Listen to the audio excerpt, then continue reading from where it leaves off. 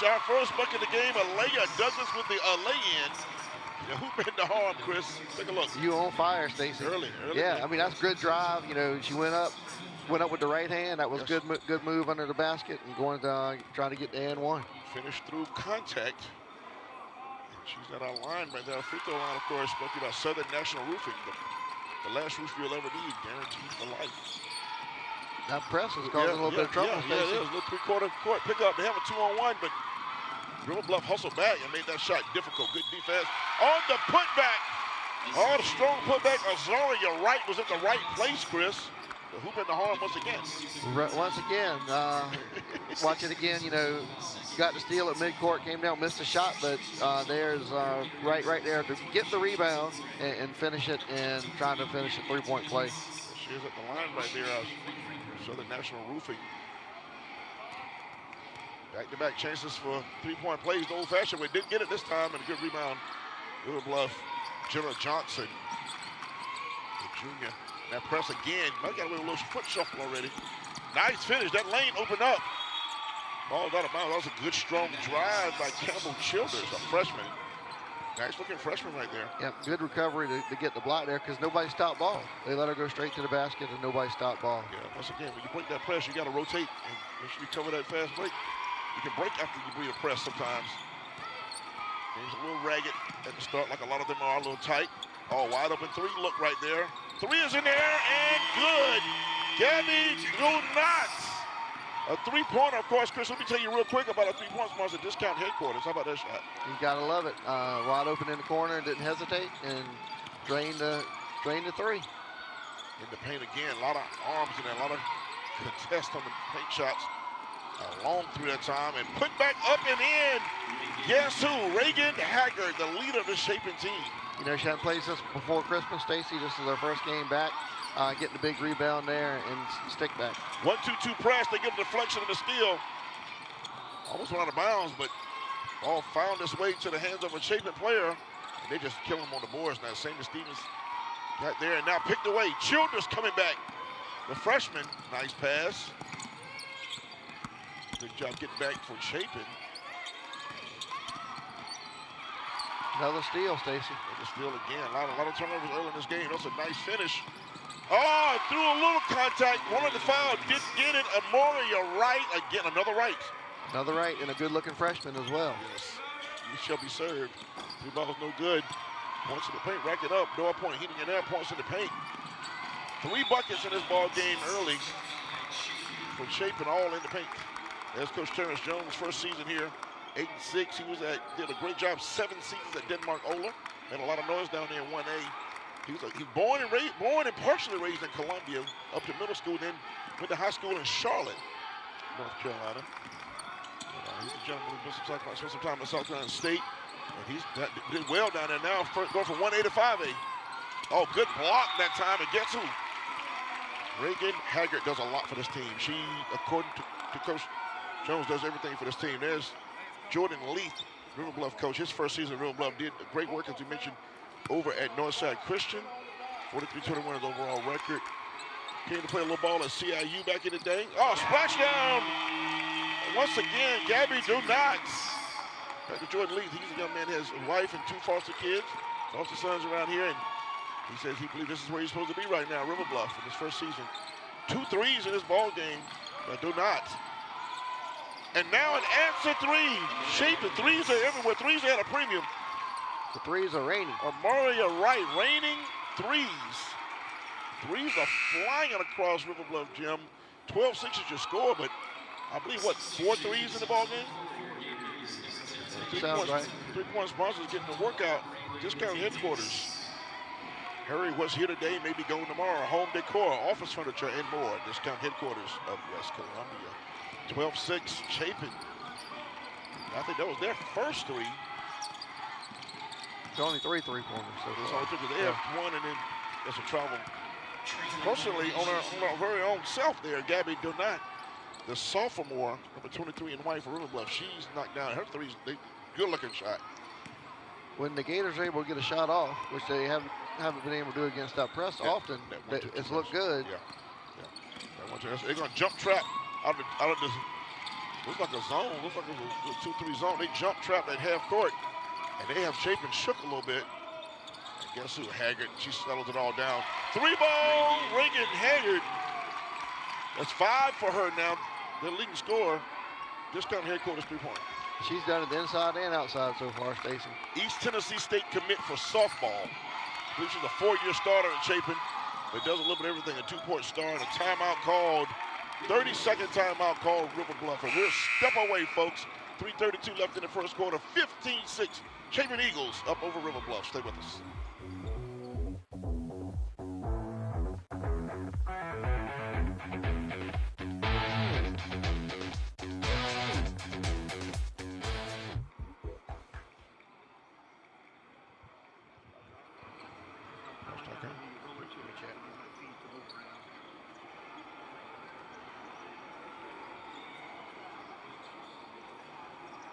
Facebook, YouTube.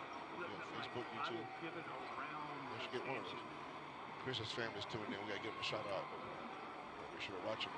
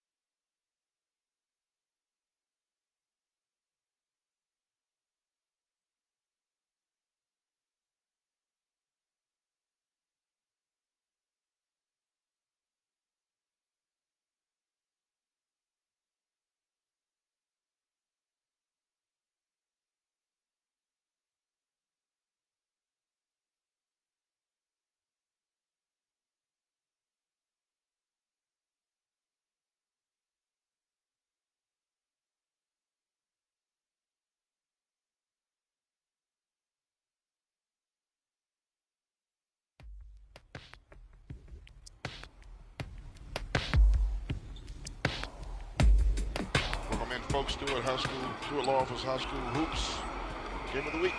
Coming up at halftime, we'll introduce this week's actors, law firm, scholar athletes. At the end of the season, one of the scholar athletes of the week will win a $2,500 scholarship. And if you're looking for a working comp attorney, remember who you hire matters. I've seen them in action.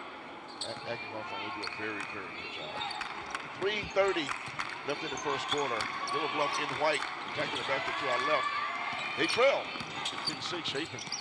That press and that defense has been smothered. That's a good drive and finish. Megan Tucker, that's how you respond out of the timeout. Good timeout there. Yeah. And when you come out and score after a timeout, it's always good. North Point heating in there. We'll call that points in the paint. She might have left a little bit outside there, but it was a nice slash to the hoop. Little weave action up top. Sammy Stevens, she doesn't shoot a lot, but she does everything else. That's a travel. Didn't call it. I'm not refereeing. Loose ball. And here is a hell ball position there. Not quite the record pace we were on last week for hell ball. No, very true. I forgot about that. Trying to get that out of my memory. That was quite a thing. And I was saying off air, folks, we haven't had a lot of fouls. Just 2 fouls in this game. Pretty clean game. Referee's doing a good job to it. Letting them play, and the girls are playing good D without fouling. She got them shook. That was a nice drive. Sammy Stevenson faked them out with the ball fake and saw a lane and took it. Once in the paint by North Point eating it in. 3 balls in the air, long. Offensive putback, and good. Good hustle play. Shaylin T-Frey, their leading scorer, Chris. Leading scorer, she's finally getting involved. And really good pace to this game, Stacey. 17-10 already, and still got over 2 minutes to go in this first quarter. North Point heating in air. Think North Point for all your heating and cooling needs. Zone action played by River Bluff. That's a little hop into that shot. Almost got a hell ball possession there, but torn away by T-Frey, and back comes River Bluff. Strong drop, batted. I tell you, Stevenson is a problem in the paint. She's very active. Very active. Oh, nice 3-ball from deep.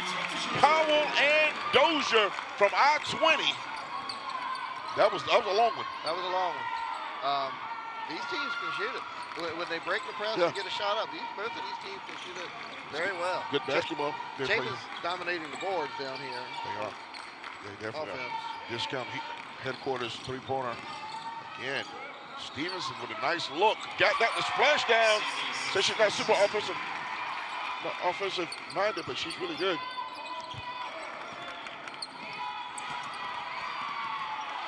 Another deflection. Oh, look, contact. They didn't call it. Nice. Good job officiating. Oh, what a wraparound pass. Oh, that's beautiful point guard play. Powell in. Check that.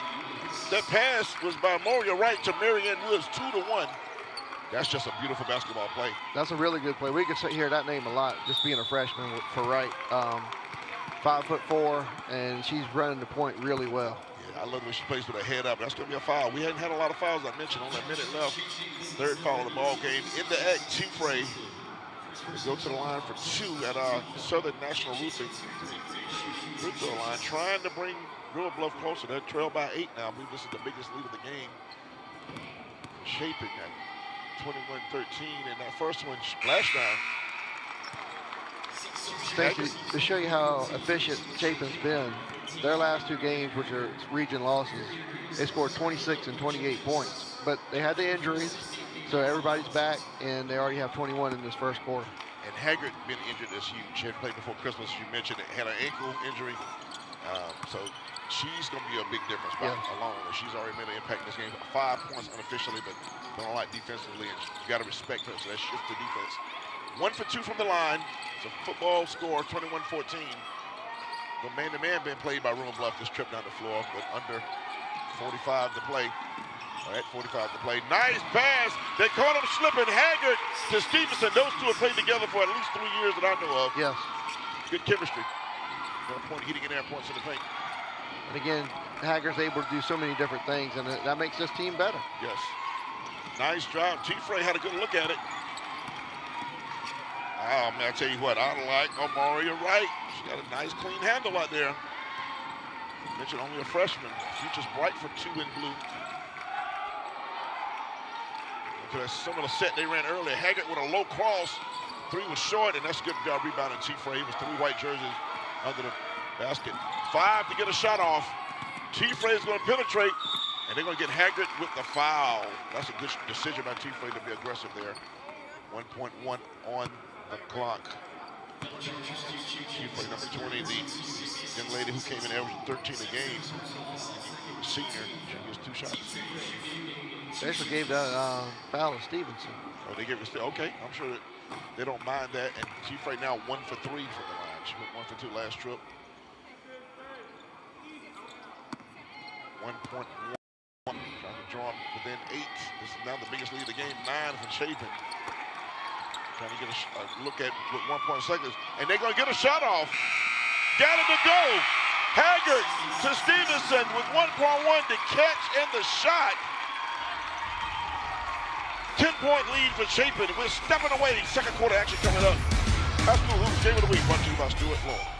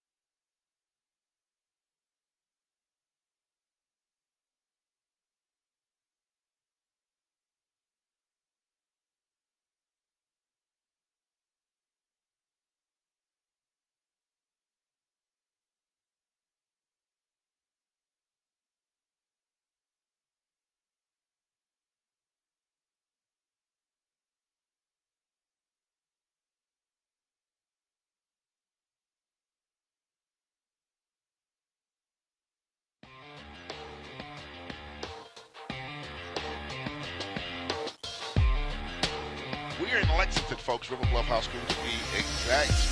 Gators hosting the Chapin Eagles. Stacey Huff, Chris Deering here with you. We scored 25-15 on the last second shot in the first quarter. Time for our quarterly stat. check up. What you see there, Chris Deere? What I see is what we've been saying. Both teams are shooting the lights out. 68% for Chapin, 55% for River Bluff, and they're 75% from three.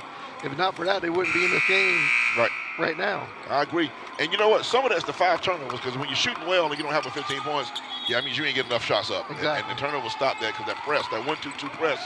And now they come out now, and it looks like a little bit of a, it's like man-to-man, or maybe it's a matchup.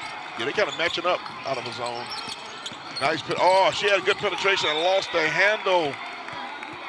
Evie Godfrey had a nice look. The junior was about to get access to the paint. They need Godfrey and T-Frey to really start scoring on the offensive end a little bit more. And down the ball, the freshman Childers. Godfrey thought about it. Over to the young lady who has 6 points on threes. Haggard, I think Haggard might got a hand on that, but he also got the rebound. Marion Woods cleared it out. And now, short corner. Long, that's a tough shot. It's a tough angle over there. That short corner shot, you got just the right touch on that jumper. And Haggard with another rebound. Yeah. It looks like a little 3-2. Is it a 2-3 or 2-3 up there? It's a 2-3. They kind of came up a little bit on that other side. Bad pass. That might have been Haggard. Childers way long. Bad shot there. Penetrating here. Good defense that time by River Bluff. Jenna Johnson disrupted that shot, and back they come. Godfrey. Godfrey kept the ball that time, and Haggard with a rebound, and she traveled. Her and the teammate both went for that. North Point, he can have points in the paint right there. You see the huge advantage to Chapin. Big advantage, and that's coming off of those offensive rebounds. And fast breaks on that press. Fast breaks, yeah. And did a couple breakouts to start the game. 3 of them to start out. Got a 3-point play and another opportunity in there just on that press. But that'll put you in a hole. That's how you get a 10-point lead. Good entry pass. Couldn't finish. Haggard, again, does a little bit of everything. Shoot, score, rebound. She can defend 4 positions according to Coach Darren Strong. She's done it so far tonight. Yes. That's her with a baseline. She's getting a little trouble in that baseline over there. And that's a good look at a 3, but way short. And Evie Godfrey got it poked away. They got numbers that they want to do. They already had the pass was a little late, and she walked. They had her a little late, and that was Interior Douglas in the game, the 6-footer. Haggard had her and saw her too late, and the foot shuffle just got ugly. Guess what's back, though? The press. The press. The 1-2-2 is back. And as well as they played in the first quarter, shooting the ball well, nobody scored yet in the second quarter. Exactly. That's how it works. It evens out, doesn't it? They are getting them a little disorganized, but that shot's been available. That's the 3rd time they made them pay. Gabby Donuts, the sophomore, number 23, with the big 3-pointer discount headquarters 3. When she takes a 3, you do not say do not. Right. You say do it. Do it. She does not hear that from the coach. She's not saying they do not. He's saying you must get a shot up. Oh, that's going to be, they're going to call that backcourt violation. Haggard is saying the ball might have been deflected, but they're saying she lost it on her own. She dribbled it back there. Yeah, it was touched, but she dribbled it back there. She'd like to think, yeah, right. That was one of those things like oopsies. That's coach on your screen right there, Coach Jordan Leaf. T-Frey, nice hezzy dribble, got the paint. They're going to get the young center, Interior Douglas, the junior. I think they're getting her. It is. I guess at the line for the 3rd time, T-Frey has not shot them well. No, we had a trend last week making 1 of 2. Yeah, she's done that twice already. This time she starts off with the miss at our Southern National Roofing free throw line, the last roof you'll ever need, guaranteed for life. She get 1 of 2. Nope, that's a turnover. That's a turnover. And again, 2 Chapin players. Last time they had a travel, this when 2 players fought for the rebound. This time they just get the legs tangled up. Yep. That wood is unkind, though. Falling on the basketball court is not a good night. Wood is unforgiving. 7-point game, folks are just tuning in. River Bluff in white, they trail. Chapin in the Columbia blue. 3 is in the air, short. Marianne Woods, smallest person on the court probably, but plays very tough. Loose ball, and we're going to get a hell ball possession now. It's going to stay right there. camera work on that baseline right there. Jessica, crack baseline camera human. You know, Chapin got that shot at the buzzer, Stacy, and gone 2.5 minutes here to start the second quarter without scoring. Yeah. They got to find a way to get a basket right here. And that's going to be a good entry pass. That's going to be a way to get on the board right there. That's a great set play. Haggard hit a cutting, Alea Douglas. Douglas had a layup and a good shot. That's a good foul. That is a good foul. That is. She got to work hard to make both free throws. That was an easy layup. And she missed one. It'll be a great foul. Go from a good to a great foul if she misses one. Douglas started the scoring of the ball game with a steal and a three-point play. Some kind of quiet sense. Southern National Roofing. Unofficial, that's 3 for 3 from the line for Douglas. That 1-2 press is back. Marianne Woods ball hawking, and that's the steal. That's the steal they want. That pass right there. Over to Douglas. Steal was made by interior Douglas. There's 2 Douglases and 2 Wrights on the floor. Chapin on the team. Young Memorial Wright at the point. Good deflection, Jenna Johnson, I believe. Do not. She's too close. She's unlike this. She's got to be at the 3-point line. Yeah, she can't be in the paint, I don't think. Both teams doing a lot of subbing here. 4:57. We're just under 5 in the second quarter, folks. Matching the biggest lead of the game. No, check it. The second biggest lead of the game. It was 10 at the end of the first quarter, but 9 points is the second biggest lead. They've had 9-point lead twice this game. Oh, nice drop pass. Nice idea by Woods, but he got kicked out of bounds. Yeah, they could have called kick ball on that one, Yeah, maybe. Yeah, thought so. So see, they had a good set play last time they inbounded from McChrist. Let's see if they do it again. This time they take it outside. She walked. He did walk. 3-on-1. Would she keep it? Would she give it a nice drop down pass? Left-hand layup is good. That was a nice feed, Godfrey to Childers. That was a good break by the Gators right there to convert that. I love the pass by Childers. Yeah. Childers scored the basket. And a travel by Wright. A little pressure that time. They showed a little backcourt press that time. The 3-quarter court press after the made layup. That was North Point. Heat again at points in the paint. Talk about this play right here. Yep, they got the steal. Good pass. And like I said, Godfrey goes down, draws the defender to her, and does the bounce pass for the easy layup. Fundamentally sound, we like to call that. And that's North Point heating in there, points in the paint. Stacey Huff, Chris Deering here with you. Glad to have you here. I believe that some of the Deering family tuning in on our broadcast or somewhere or another. Hello to all those folks and to all those tuning in, however you're watching. We appreciate you very much. Just took the ball and ran out of bounds. Yep, ran out of bounds. That was Ava Love. Yeah, Deering family is in Atchison, Kansas, Stacy. Oh, wow. Got to give a shout out to my grandson, Fulton. What's up, Fulton? He's watching us. I admit you yet, Fulton, but I will. His granddad's a cool guy. 3-pointer in there. It was deflected. That might have been a hand on that. That's going to be a travel. Is that the third one where they fell down with the travel? Yes, sure it is. A break for River Bluff because they were about to be out. River Bluff has not done a good job getting back in transition. A lot of times. They've done, at times, they've given up some plays, like the last play of the first quarter. People run past them. Good inbound to T-Fray, the leading scorer, and that's a good look. Everything but the bucket, and Haggard. Oh, she got a rebound. There's going to be a hell ball possession arrow right there on that end of the court. We'll stay there, folks. Under 4 in the second quarter. Your score 27-20. Chapin Eagles over River Bluff. It's the Stewart Law Office's High School Hoops Game of the Week. Come on back.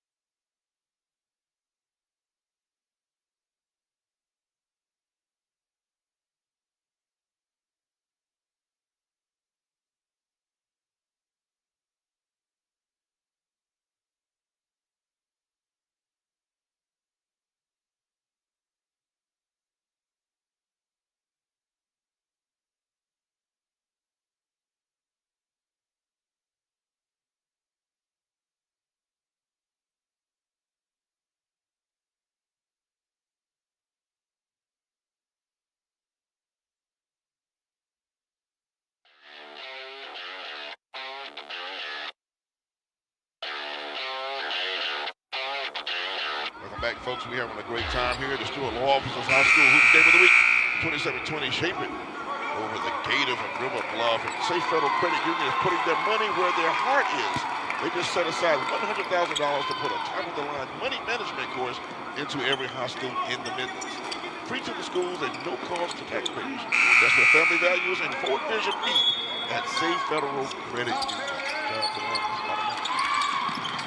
James for you. Yeah, I got it myself. Live action here. Chief Ray with a deep three. No good. Loose ball. Out of bounds. Out of bounds to Chapin. 27-20 is your score. Stacey Huff, Chris Dean. Good time here. K-Paz, Mike, and the folks in the crew. We got our camera folks right here to our left. It's a huge family affair. That was a great time. Give them some love and shout-outs later. Look a little backcourt press by River Bluff there. They're getting Chapin off their spot a little bit with that. There's right there. And I always say this on air. People who watch the game probably tired of me saying it, but it's a fact. The press is not always to get steals, it's to make you uncomfortable. Yeah. And the wrong people with the ball in the wrong places. That's what just happened. 9 ball handlers with the ball. That's right. You get bad passes. Like right now, over dribbling, get out that corner. They really have Chapin look confused right now. Slowing down the momentum. And I got away with little steps. And that's Haggard with a nice drive. Get on the rim. Reagan Haggard, the softball collegiate player with the bucket. She's just so smart, Stacey, and gets to her spots. Yes. And again, 4-year starter. She's seen it all. She's just been around and always been a contributor. Nobody behind. They have not balanced the floor well for the Bluff. And again, they gave up too much real estate. Could have been an and one. Lucky enough to have a foul. Good finish. Good looking freshman, Amoria Wright. Oh, she's a good looking player. That 1-2-2 press is back now. They had a turn. Got to get out that corner. And the corner's the dead spots on the floor. Chief Ray with a deep penetration. Hits the floor and back they go. They are letting them play. They really are, and I appreciate that. I like it. It's been a pretty clean game. 31-20. It's been Chapin controlling most of the game. A lot of it because of their defense. Slowing it down, man. Yeah, they are. Coach Jones calling. He wants to see something here. I get it. I'm going to get the ball to inside that. Right there, the elbow pass was available. Probably should have been a bounce pass. Good defense by River Bluff. Nice hesitation. Did not finish the shot. Chief Ray knocked it out of bounds. But Evie Godfrey's coming out of the game after the shot. She shot that like a player that might be a little tired. Yeah, it was a little bit short. Yeah. Usually with a short, your legs are a little bit tired. People realize how much the legs play in those threes, especially. Legs and everything. Nice little token press, little 2-2-1 press by River Bluff. It's done some help for them. It's taken a long time to get the ball across the court. It's helped them get Chapin rattled a little bit, and that's a good clean look. And just no. That's that happened in the back line, Chris. That's the product of the press, though. Yeah. A rush three from a shooter who's not really a three-point shooter, and nobody's in position to rebound. That was all caused by the floor being unbalanced. And again, I'm just saying, you're not really trying to create turnover every time. I mean, unforced errors. Yeah. You get people who just uncomfortable with the ball in the wrong places trying to break the press. You're not necessarily ready to set your offense. Now they drop back. That's a little 1-2-2 half court. And they had a deflection there, but good job sticking with it. River Bluff, Haggard. Off Haggard, it's going to stay right there to River Bluff. Because we got 136 to play. The game has been, let's say, controlled by Chapin. You can see River Bluff's going to put a little stuff together here. Because when they get set in offense, they made some shots. They made some shots. I will say that the shooting percentages have sort of plummeted here in the second quarter from what we saw in that first quarter, but they have good looks and they can knock them down.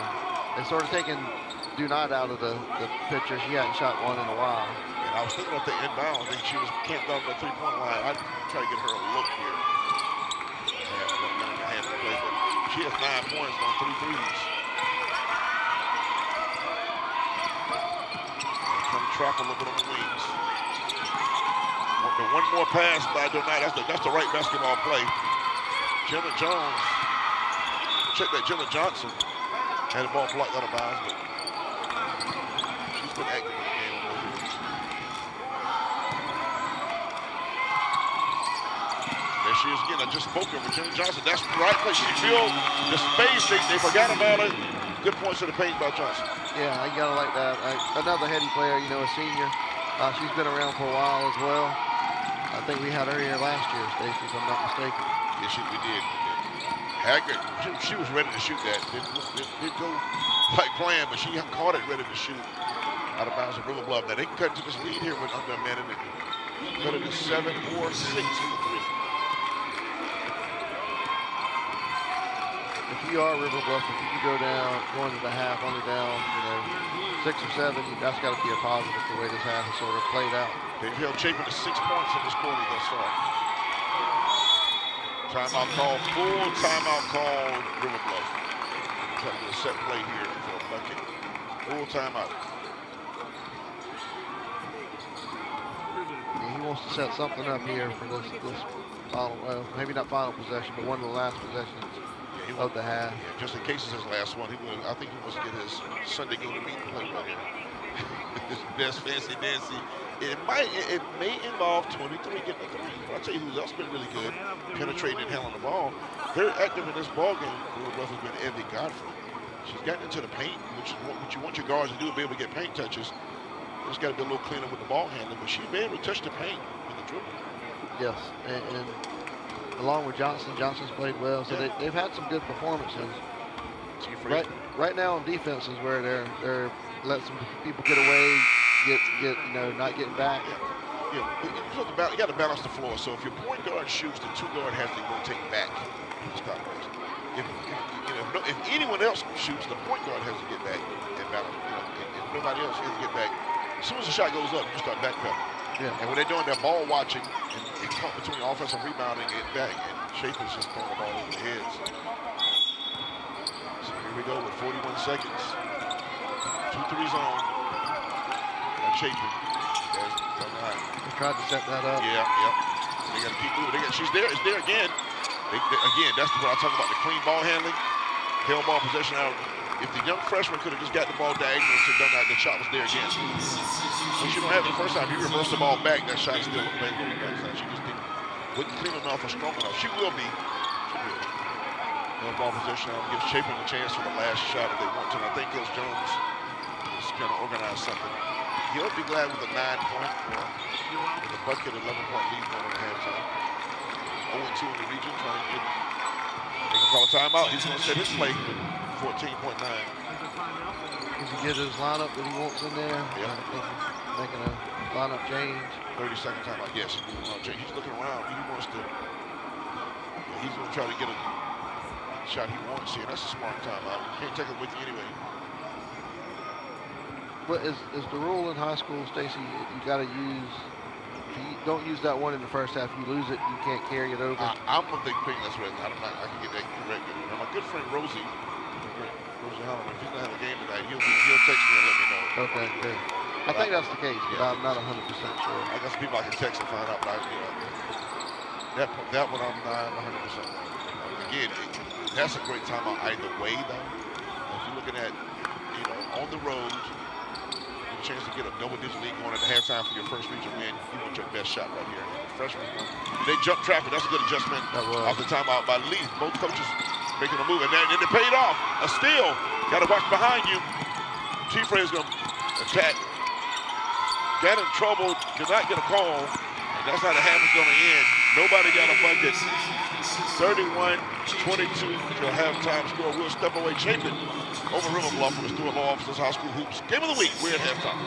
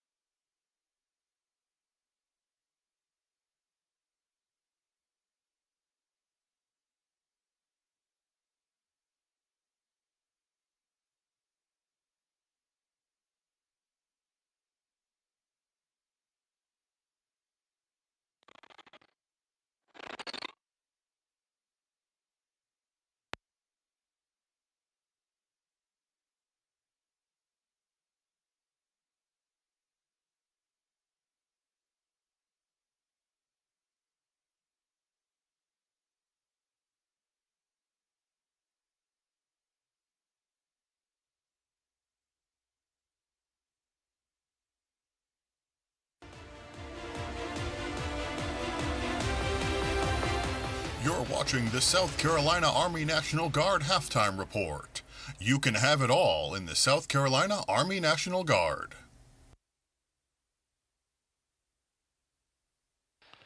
Welcome back to our Game of the Week, folks. Now time for our Atkins Law Firm Scholar Athlete of the Week for Chapin. And this week for Chapin, it is Madeline Davidson. Madeline has played 6 years of basketball for the Eagles, as well as competing in 7 years of competitive dance. At school, she has a 4.117 GPA and is a member of National Honor Society, Beta Club, and FCA. In the community, she is an active member of her church and has served the community on mission trips and helping to feed the homeless. She hasn't decided on her future plans just yet, but we wish her the very best wherever she goes. Madeline, you are our Scholar Athlete of the Week. Congratulations from Atkins Law Firm in our Game of the Week. Stay with us, folks. More high school hoops coming up.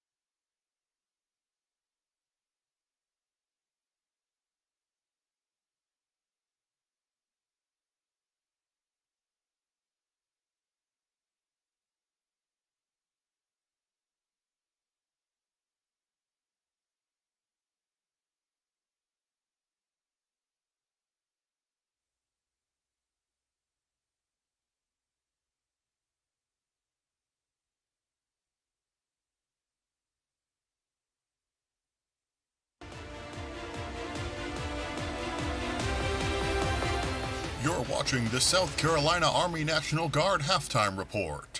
You can have it all in the South Carolina Army National Guard.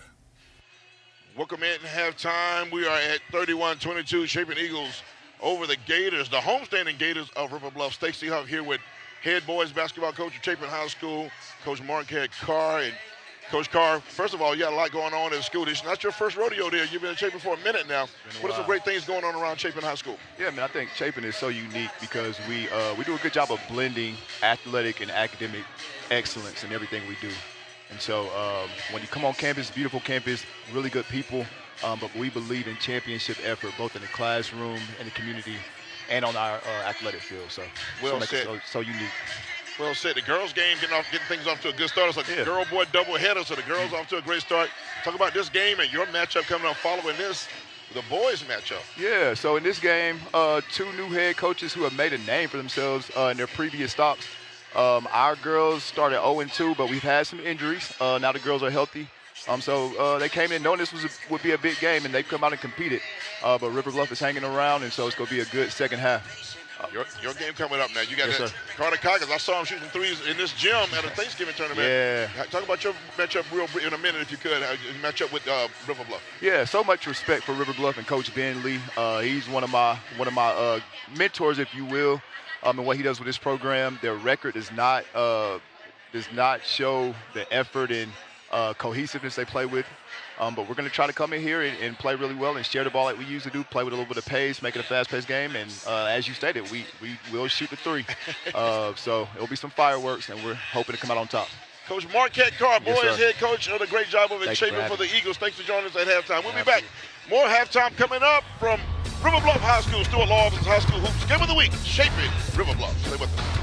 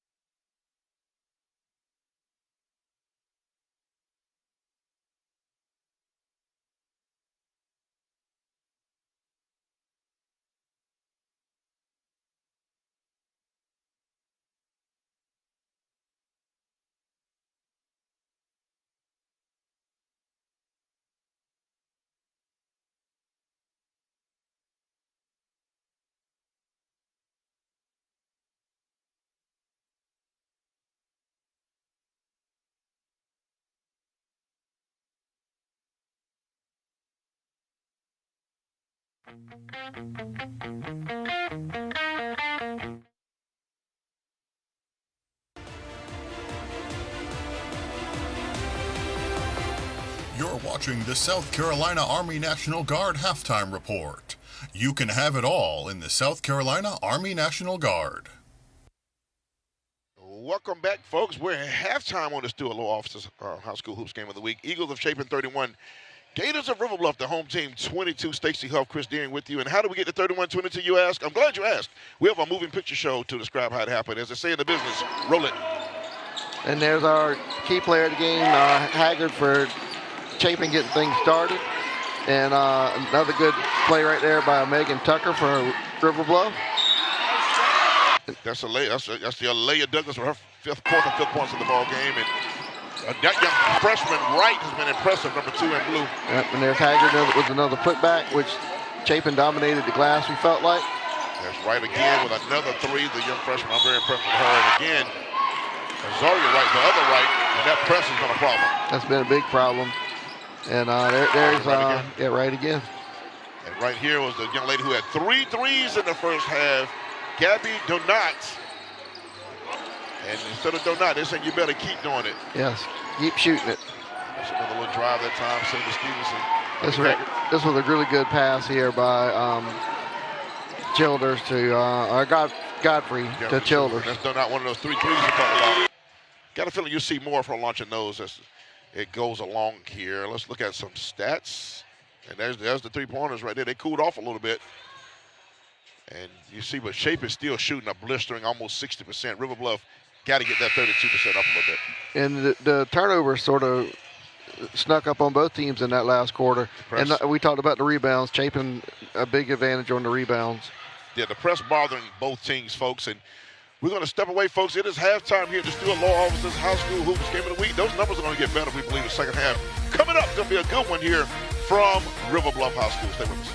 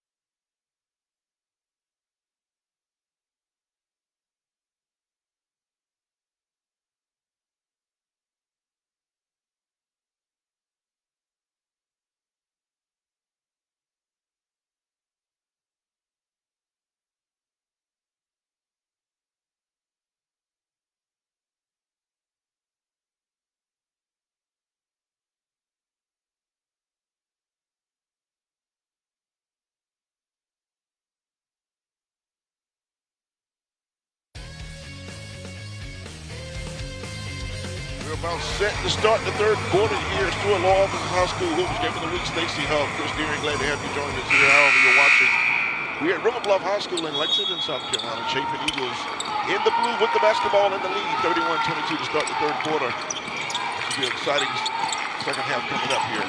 Zone by River Bluff. Chapin. That paint, and that's Haggard. Making Haggard short. Rebound. Powell and Dozier. Chapin got the shot they wanted that time, Stacey, but just didn't make it. That's out of bounds. Good pressure defense forced to step out of bounds that time. And Dozier, let's see if they can no press. I think they know they can use the press to their advantage, so they can just use it strategically.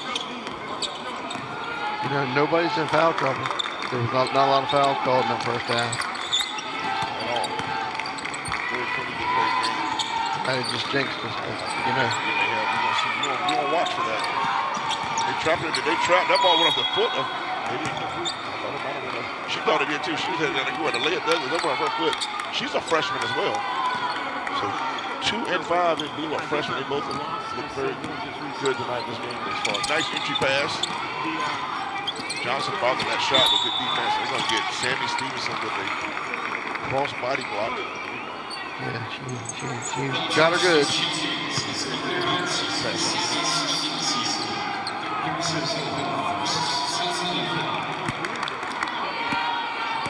Look, now it's a little tougher pressure on the 1-2 shoot press, and guess what? It's been disrupted. Chapin still using that press. Another good-looking freshman with the ball there.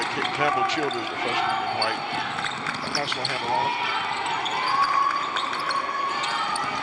Frey left the pass, and Johnson tried a tough reverse layup. Tough shot. That's one where you sort of got to gather yourself and, don't try to do the reverse, backwards layup. 25-15 first quarter. 7 and 6 boards scored respectively. Nice stick-to-itiveness. Stand with it. Azori, you're right, the sophomore. The putback, North Point hitting in air points in the paint, and there's the press. That was a good rebound, and the press has worked off again. And nobody back. Nice lefty finish. Amore, you're right. Nobody back. They have not done a good job in transition defense for River Bluff. Let's get that timeout call. I don't know if it's 30 or full yet. He wants a full.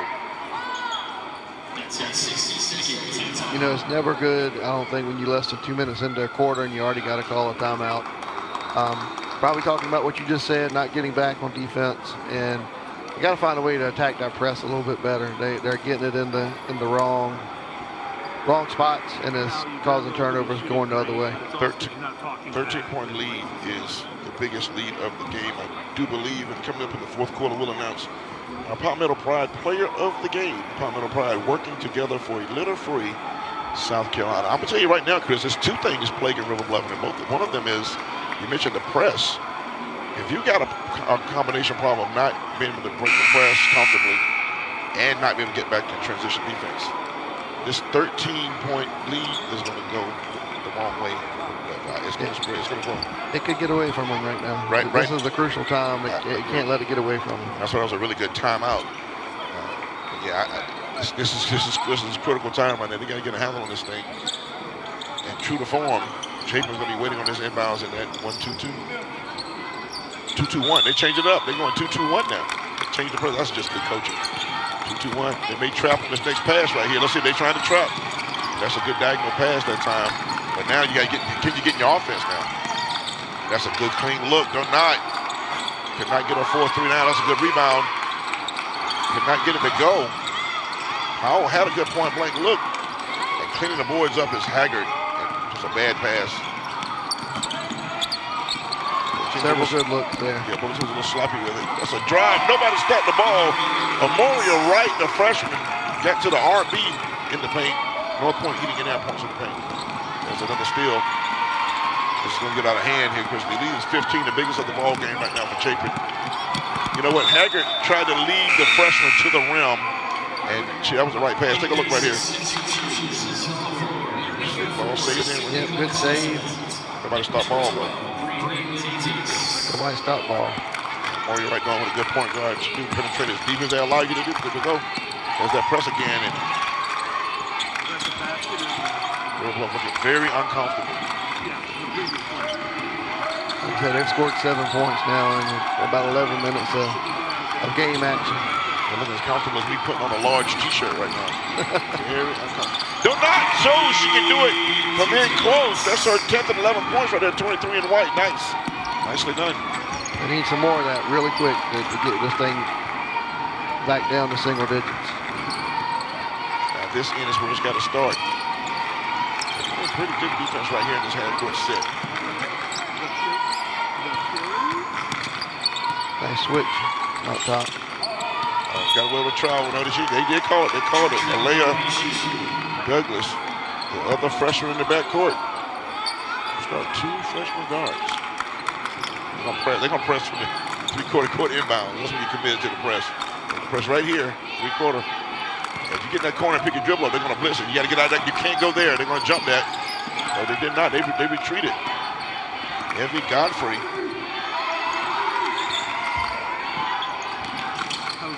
Oh, almost had a steal. That's a good clean look by Godfrey. Couldn't get it to go.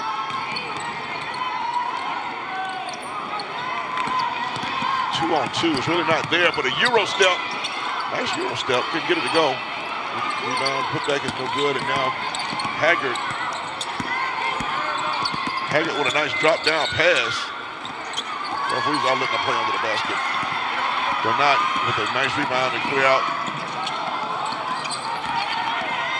Godfrey with a strong drive. They're going to get a two-shot foul. Chris, they let them play a little bit. They're letting. I've been to, you have been to a lot of games. I've been to a lot of games. This might be the most I've seen them let them play here. A little body bump right there. Right there, you got to call them. Hit an arm on the shot. I think they're getting right for that. Look at the junior, Evie Godfrey at Southern National Roofing. Line.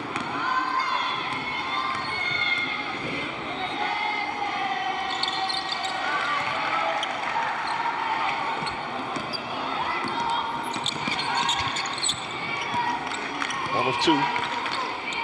12-point lead. Chapin with the ball. They in the light blue. Tough shot. Get a foul this time. Oh, they don't call a hell ball. Yeah. Goes the ball to River Bluff. River Bluff can take it. You talk about it, get it single digits. Under 4, 3:39.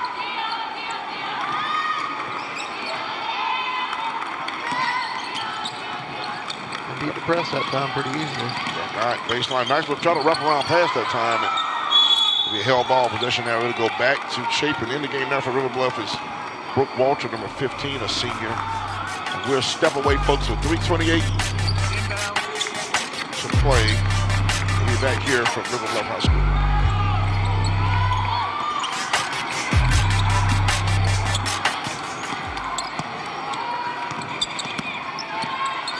Haggard with the basket there. Timeout call, Chapin, folks. We'll step away after that bucket. Come on back. Stuart Law Office's High School Hoops. Game of the week, Chapin, River Bluff.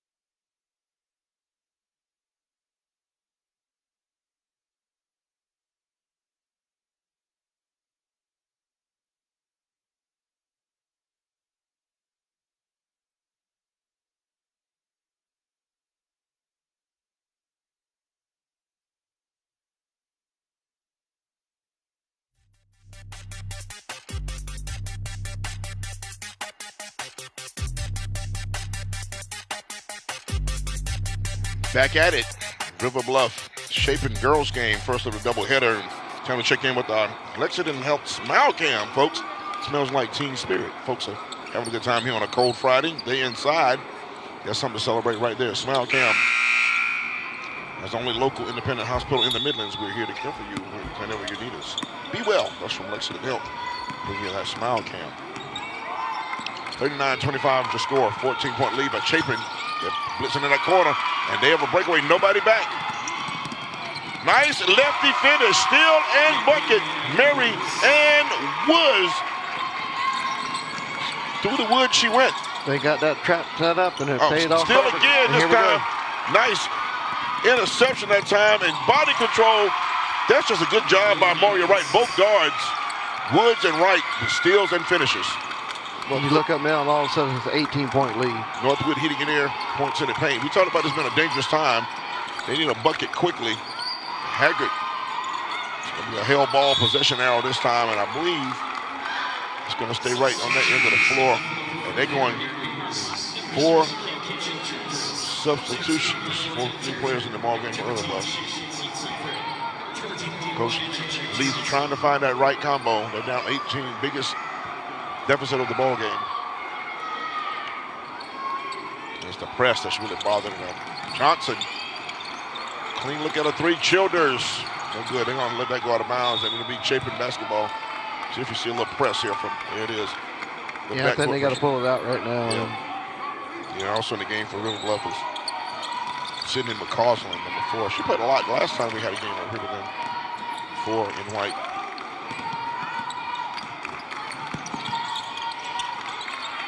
Nice elbow jumper that time. Haggard couldn't get it to go. Chief Ray brings it back.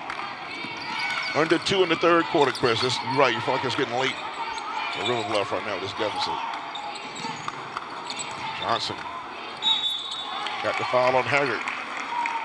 Not a lot of fouls in this ball game. And we always appreciate that. Oh, we love it. 3 team fouls on Chapin in this quarter, 0 on River Bluff.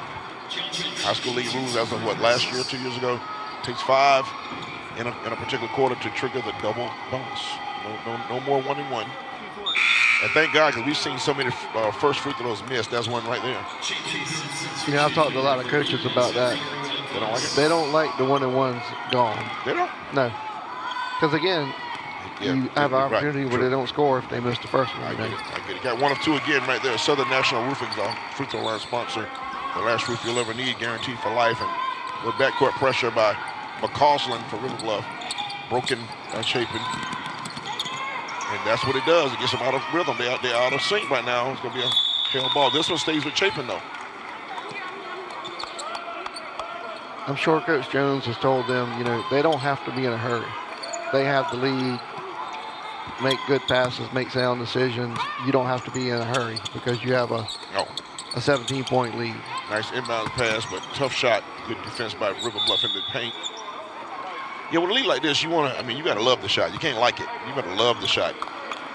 No shot clock. I mean, you better take a shot that you could defend to me when you come to the sideline. You got to be defending me. Yeah. Tell me why you defend your desiccation. Why'd you take that? 2-3 zone by Chapin. It's a 3 available on that wing if they want it. There it is, and just short. Johnson doing tough work on the boards, going to the line again. She went 1 for 2 just a moment ago. If she can make those free throws, you could chip in with the clock not moving, but a lot of points been left on the, by the boards, if you would. Southern National Roofing, and there's again that first missed free throw.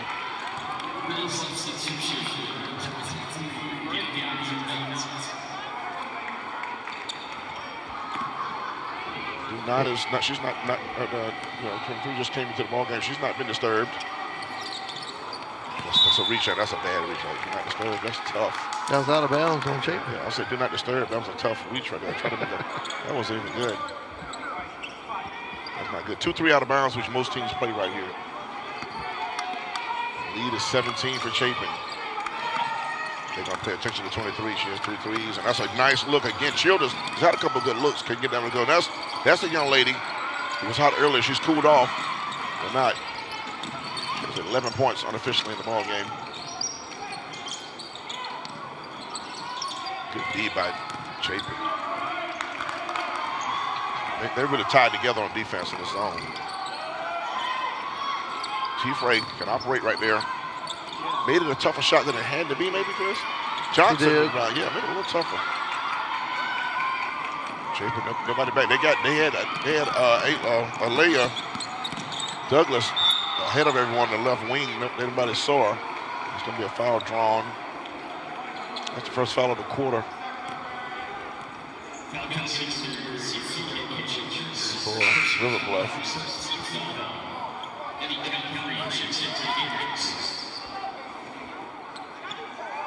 little bit of an offensive resurgence this quarter, but after the first quarter, both teams really cooled off. So Yeah, River Bluff is sitting at 11 points. Yeah, they've had 11 since that first quarter. They have not, in 2 quarters, they have not matched their first quarter scoring. Right, gonna kick off to Douglas, the freshman. Marianne Wills, a sophomore. She's an old person in this team. She's a sophomore. Oh, right, sweet handles.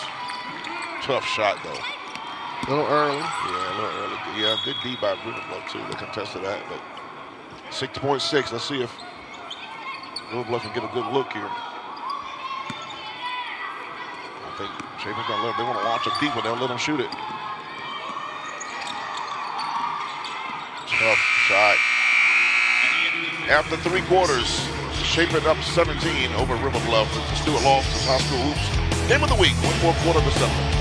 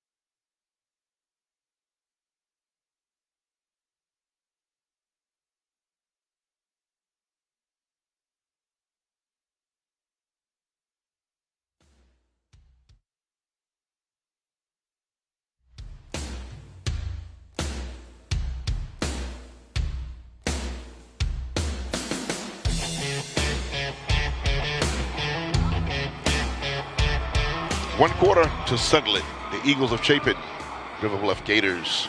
It's a 17-point lead for the visitors from the Chapin side of things. Stacy Huff, Chris Deering with you. Chris, those are our quarterly stats right there. What jumps out to you? The 38.1% by River Bluff. They got to increase that greatly here in the 4th quarter. They want to try to make a comeback, and the turnovers about even, and Chapin's winning the rebounding battle, which we are not surprised by that. Stranger things have happened. But 17-point deficit, this is 8, just under 8 to play. A lot could happen, but it's going to take a lot. Speaking of which, Stranger Things were very good series on Netflix. Never watched. Yeah, I stayed up on that one. Going to turn me on to it. I watched all these, seemed like 1,000 years of it. Really well done. 7:30 to settle the score, folks. River Bluff and White attacking the basket to our right.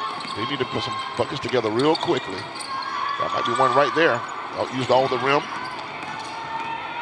Back comes Chapin. Still, they're not deflected away, and she's going to come away with it.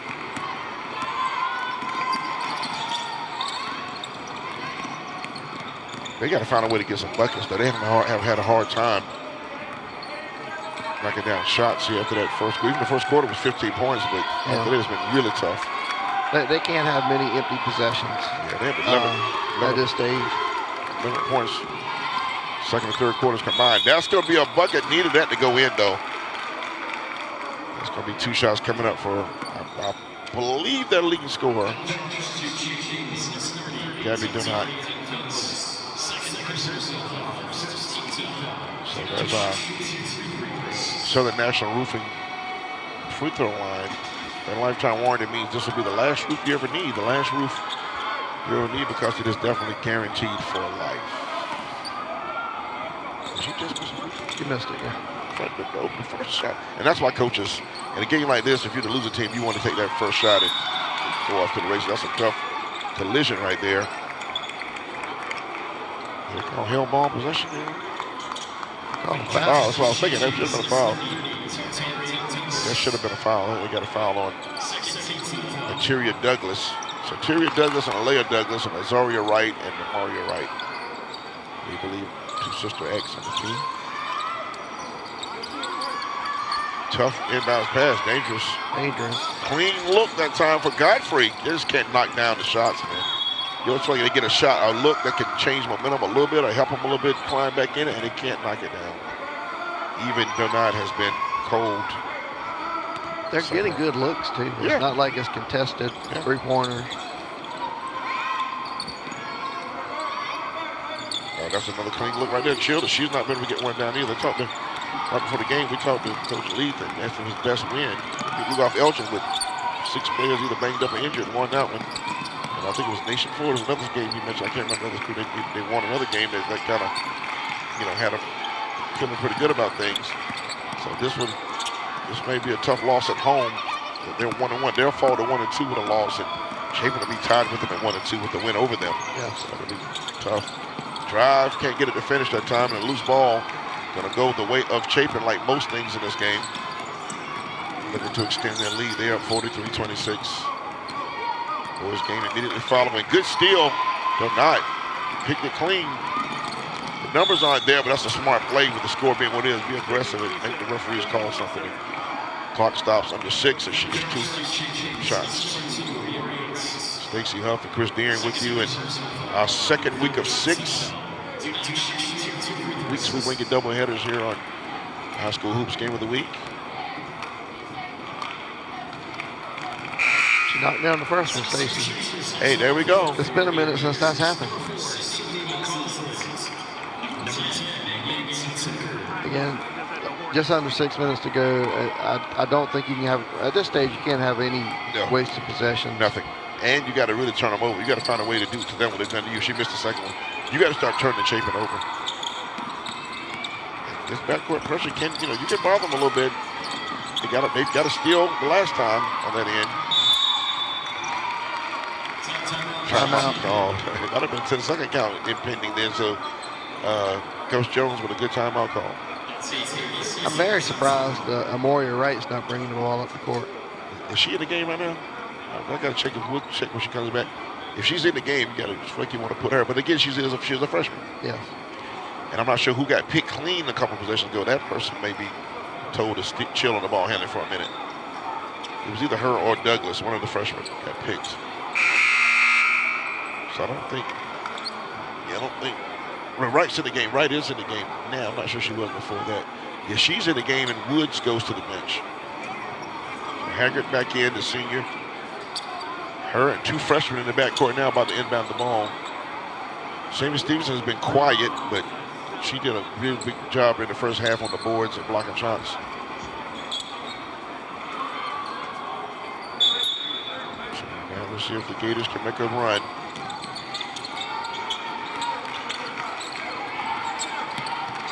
Right behind the back. She's smooth with the handles.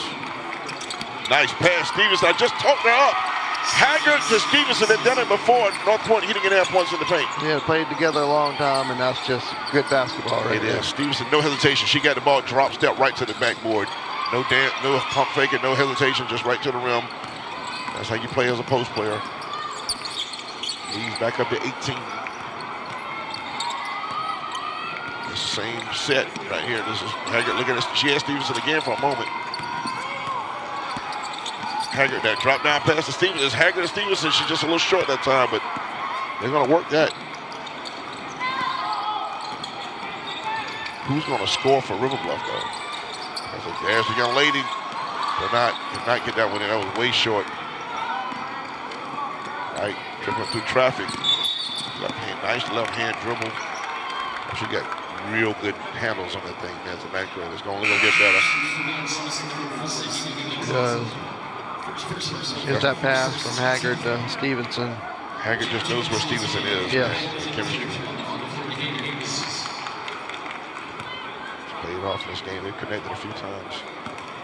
We'll have a player of the game. We'll see who he's going to be. I like Amari Wright. I know that. The freshman. Stevenson again. Used all the rim. They knocking each other around, and nothing's being called. And that's okay. That's okay. I think both coaches are. I haven't seen a lot of coaches complaining either in this game. They've been pretty much played through it. I think the young lady got bumped, but when I got out of bounds, they'd have called it. Wild shot that time. River Bluff just struggling trying to find some offense right now. That's the thing. They'll figure it out. It is a chilly gym here at River Bluff High School. You feel that breeze?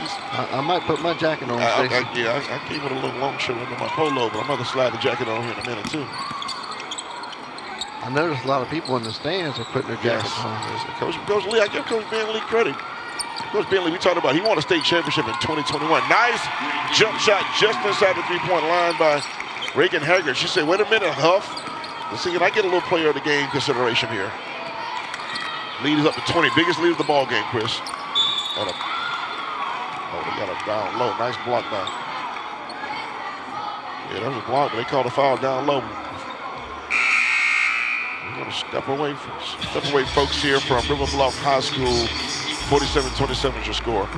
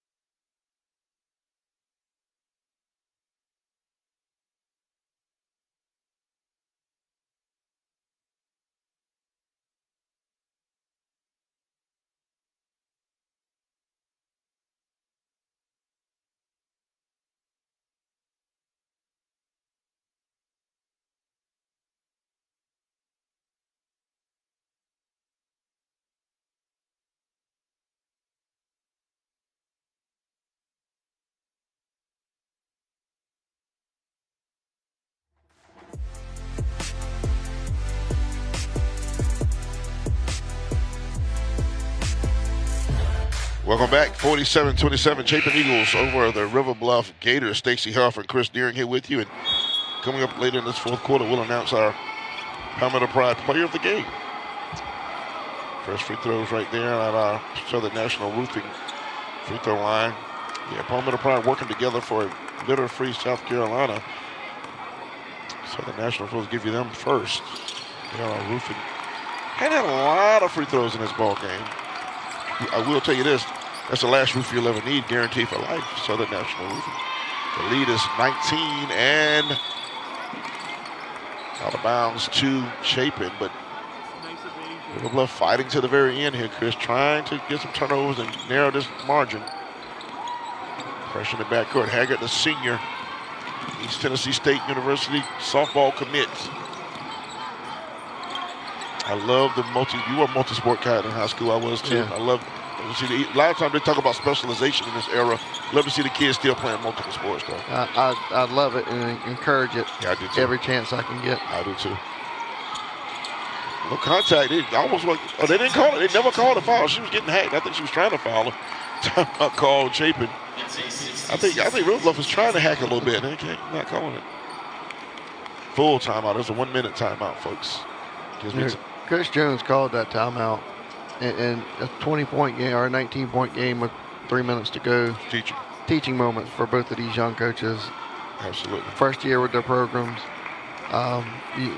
You got to use this as a teaching moment. Without a doubt.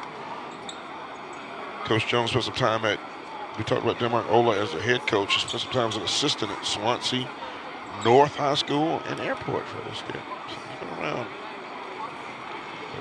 The middle school at St. Andrews Middle in Columbia before moving to Charlotte with his family and attending Weddington High School in Charlotte. I'm not that familiar with it. I've heard of Weddington. pretty good football program. Yeah, that's why I'm wondering. Usually I attach schools by their team. I guess I missed the Wellington football thing. 3:06 to settle it here. Team with the ball is in the lead by 19. It's almost pretty much benediction time here. Taps, as my guy Al McGuire, the late great Al McGuire used to say. Almost time for taps. They're trying to foul. It looks like they're trying to foul. They're not going to call it. They're not giving it to them. The referees have things to do, too. They must. Xavier Stevenson with a nice putback. Oh, tried the left hand, which was the proper hand there. He got hacked. Yeah, places to go. Things to see. Fouls called on Johnson. Only the second foul on River Bluff.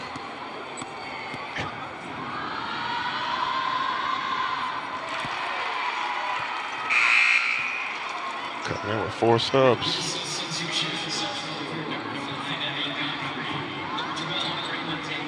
He's done this a couple times tonight.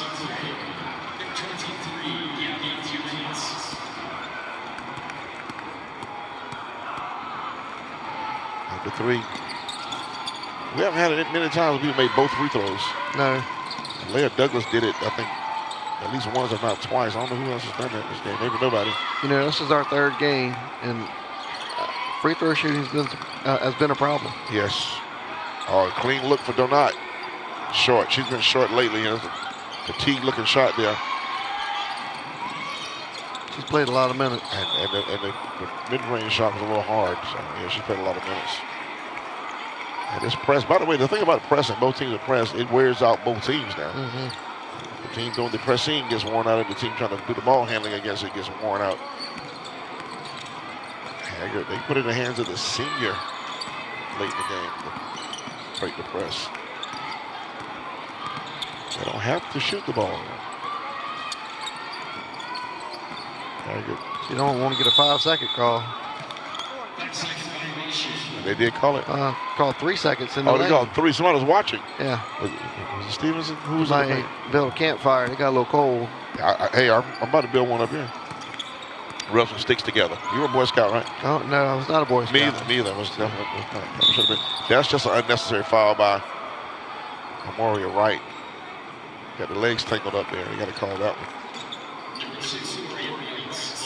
And that'll be 2 shots. That's the 5th foul on Chapin.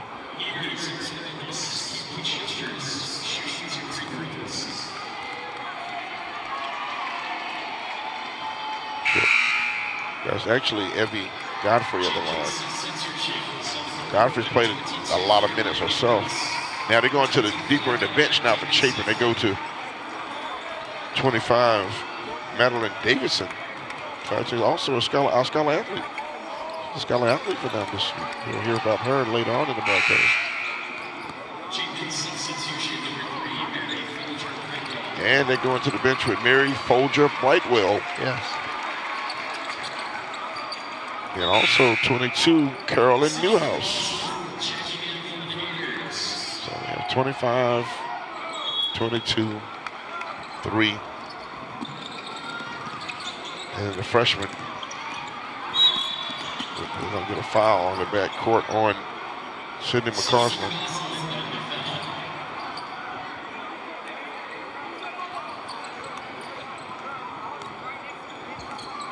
All these new faces in the game, you won't see them go in and execute as well. Don't get sloppy. Absolutely. Sammy Stevenson's still in the game. She goes up, probably got fouled, and nope. Ball got stuck. I've never seen the ball stuck there at the bottom. That's really like kind of down low. Did you see that? Who got it? Reagan Haggard. Reagan Haggard, what athlete? The softball player showing the house. Probably, I wonder if she played a little volleyball as well. I don't know. That was nicely done. She went to the rim and got that one. That was nice. Stacy, could you have went and got that? Oh, in high school? Yes. In high school? Oh, yeah, what about now? No, sir. Not with a ladder. I wouldn't go on a ladder to get it. The ball, we all go home. Yeah, high school, I could go over 2 feet grab the rim in high school, but it makes my knees hurt thinking about it. Oh, block!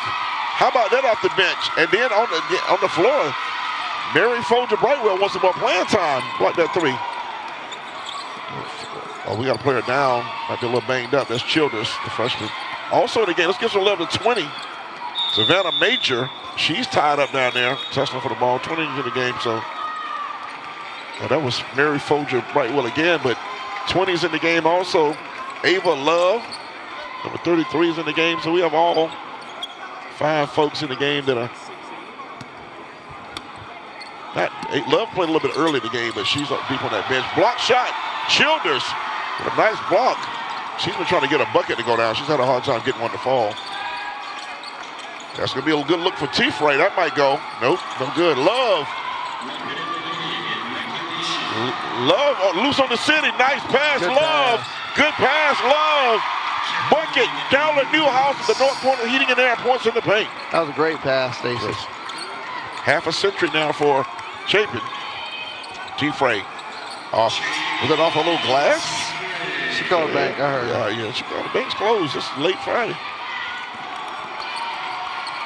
Oh, okay, a little handle being shown. Okay.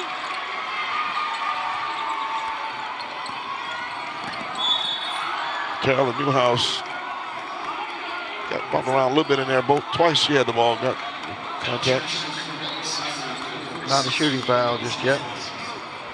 Only the 4th on the Gators. 26.8 seconds, and I'm okay with no more fouls right here. I'd be okay with it. I would as well.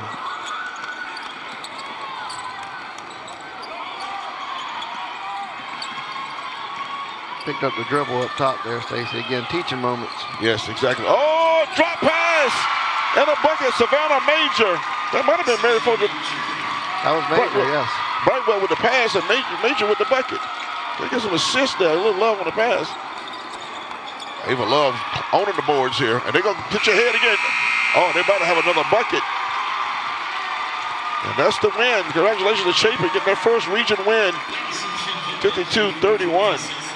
Good job by them, folks. We see the handshake line here, and we'll have a conversation with their coach, Terrence Jones, when we come back. Stay with us, folks.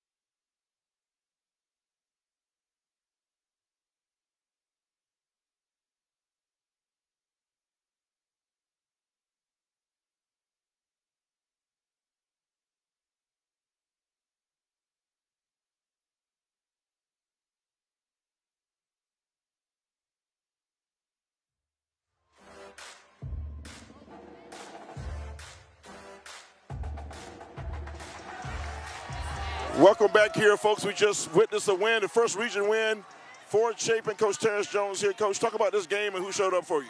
It was very important for us to get this win, just dropping the first 2. We knew how important the game was tonight, and our girls came out very confident, very disciplined, and very focused and determined to get this win tonight. 1-2, and mention your first region win. What does this do for your team momentum going forward? How can you build on this, Coach? Just build a lot of confidence going into the next game next week. We know we got a big game against Irmo next week, and we got White Nose, so we just got to stay focused and try to go 2-0 next week. Coach, congratulations. We got this for your team right here. You are our champions tonight on our Game of the Week. Brought to you by Stewart Law Offices, folks. Congratulations to Chapin. We'll be right back after this.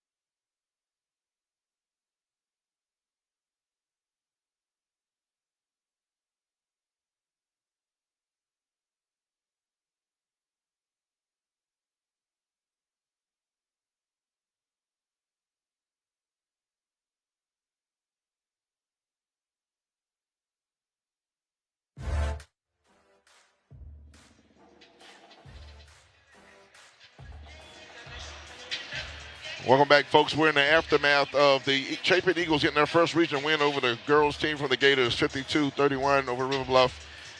And Stacy Huff, Chris Deering here with you, man. Great performance, and especially by one person in particular. A freshman led them, wearing number 2 in the baby blue. The baby freshman, Amoria Wright, our player of the game, brought to you by Palmetto Pride. Talk about it. Yeah, she did it on both ends of the floor, Stacy. She was able to get to the basket when she needed to. She has a bunch of good assists. There's a good drive and a runner in the lane. A lot of points in the tank for her. And she was able to rebound the ball, too, even though it's not the biggest player on the court. Brought to you by Palmetto Pride, working together for a litter-free South Carolina, folks. That wraps it up on the girls' game. We'll be back for the start of our boys' matchup, Chapin versus River Bluff on the Stewart Law Offices High School Hoops Game of the Week coming up next.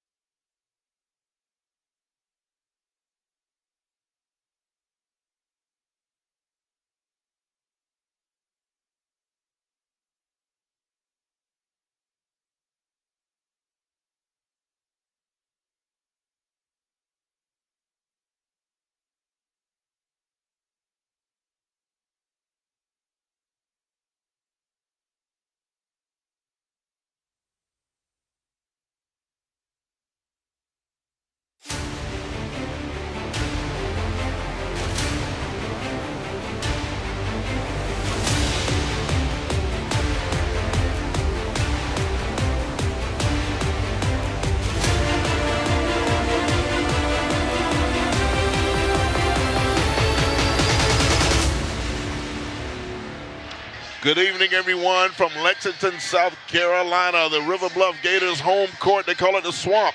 They host the Chapin Eagles, the boys' version of the doubleheader. Just saw a good girls' game.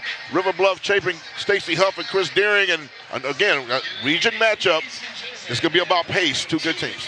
And both of these teams, you look at the records, under 500, but they're both coming off of a win, Stacy. And that's big. And somebody's coming out of this 2-1 in the region. That's going to be good. That's a leg up. Region players, everything, of course, for seeding and playoff situations. Let's get right to our players to watch in this ball game. We begin with our visitors, the Eagles of Chapin High School. Braden Francis, mainstay on this Chapin team. 19 points a game, 4 assists a game, 2 steals. He does a little bit of everything for the Eagles. Yeah, he likes to play with pace. Speaking of pace, he likes to play quick, fast break, and he will shoot the 3. Over for the other side, River Bluff, the home team. Ford Stratton, a forward for the Gators. He's averaging 12 points a game, 6.7 rebounds. He's got to do a lot on the inside for the Gators to be successful tonight. Those are our players to watch in the ball game. Now for our keys to the game, brought to you by Matthew Brothers Builders. Let's start with Chapin. We'll talk about more of this, but Chapin's got to shoot the 3 very well and play pressure defense. And then on the opposite side, River Bluff has to defend the shooter, get out on those 3-point shooters, and then maximize their opportunities to score. That's going to be a good key there. How can they shoot the 3? How can they defend the 3? You're right. Great point. Stacy Huff, Chris Deering. We're about set for tip-off here. Chapin versus River Bluff. The boys game coming up next.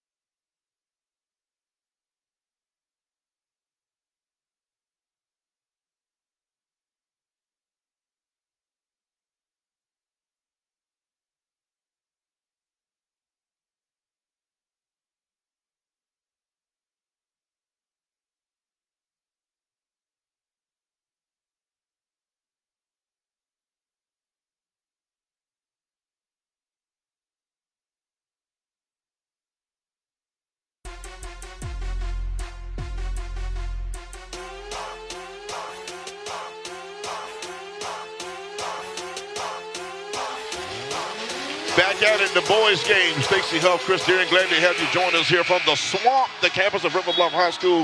The student body's in full voice here. Chapin in blue, River Bluff in white with green trim. We're at jump ball time. Should be a good pace to this ball game. They're going to restart it. We're going to start off slow, though.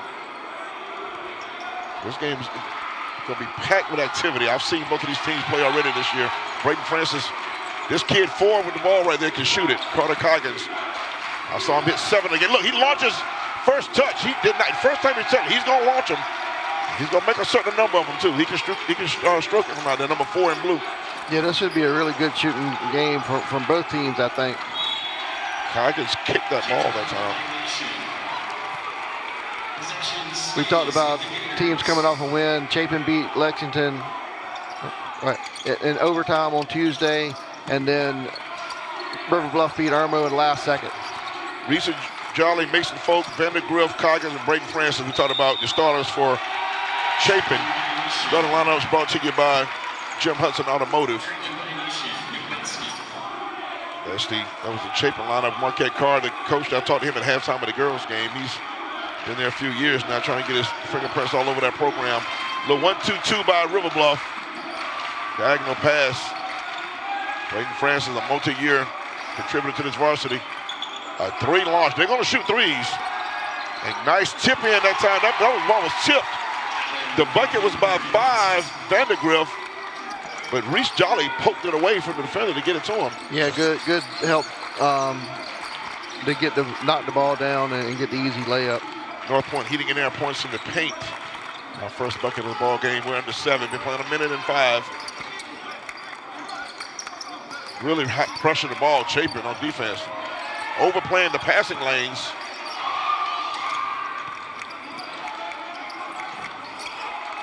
Tough man-to-man defense by Chapin. Tough, very tough. Ball was knocked out of bounds by Alex Carrillo. Alex Carrillo is also a scholar athlete. The River Bluff lineup brought to you by Jim Hudson Automotive. Barzak Brodowski, the point guard.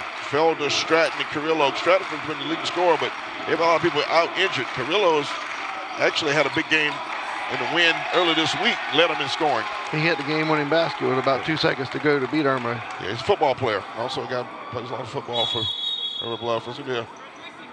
Might be some blood. Well, we got an injury timeout. Yeah, Francis bleeding on his left eye. He's bleeding beneath his left eye. He's got to leave the game. He's also a football guy, tough kid. So McGarren's going to take his place, number 2 in blue. Tristan LeBuren, the senior. Sporadic start here.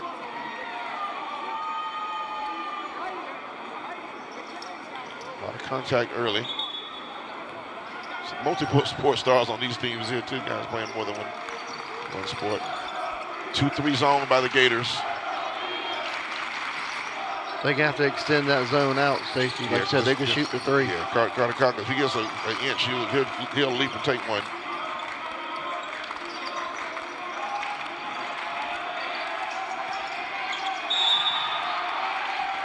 Hell ball possession arrow is going to go over to River Bluff.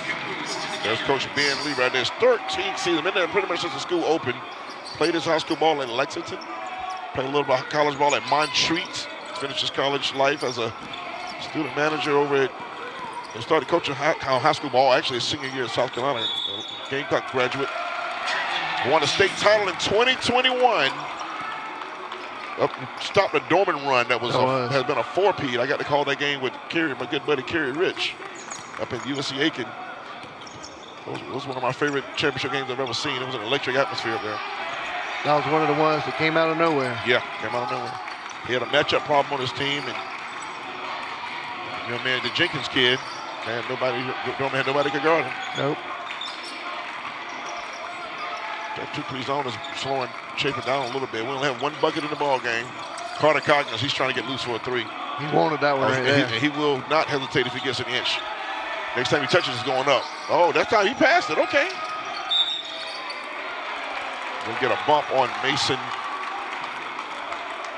Williams right there, the junior.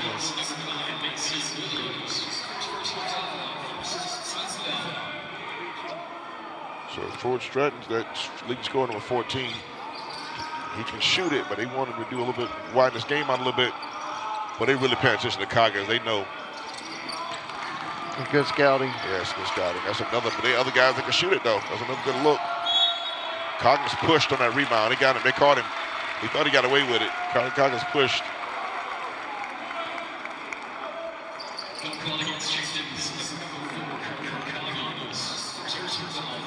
The backcourt, little press right now for Chapin. Coggins only a junior, so he's got some time. The reputation is going to grow, man. Yeah. It's growing. I saw him at Thanksgiving, and just far in the season, a couple months later, people kind of know. He lets it loose. Nice drive, Mason Williams. Curillo, that's just power right there. The football player, strong in the post. Big power and great pass by Mason Williams. Yes. To dump it off like he did. He drove the lane, got free, and then found Carrillo on the post. Reese Jolly got the foul. He almost put Jolly in the bucket with the ball.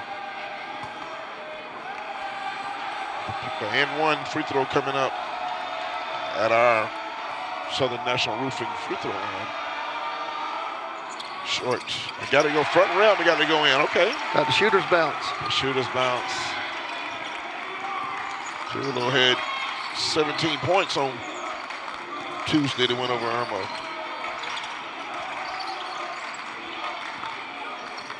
Yeah, when Coggins catches it, that zone extends out automatically. Absolutely. I think he hadn't shot. He hadn't shot one yet. I thought I knew that was going up. But he shot one the first time he touched it. He hadn't got a look since. The Gators defense is bothering Chapin. Both teams' defense. A little bit of a feeling out process early here, Stacy. For sure.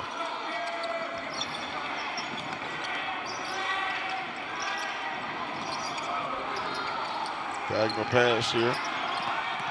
Oh, nice pass. Nice pass. Jeremiah Felder with the bucket. But that nice passing time was, I believe that was 3 on the pass. Chevy Anderson. Yes, great pass. Chevy with a great drive. Take a look at it again. Chevy. Power drive. Chevy with the power drive. That's it.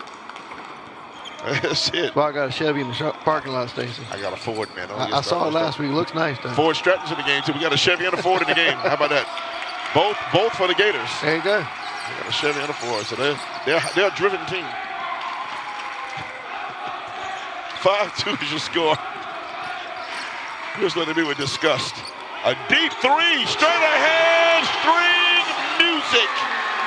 Nice look, Jeremiah Felder from way back. Felder off the bench with 5 points, quick. Making his presence known. He wants more playing time. That's a discount headquarters 3-ball. Nice drive, went to the left hand, wanted the foul. Adam Vandergrift with the North Point Heating and Air points in the paint and a timeout called. We're gonna step away, folks. It is intense here at the Swamp. Take a look, folks. Stuart Lawson's High School Hoops Game of the Week. Come on back.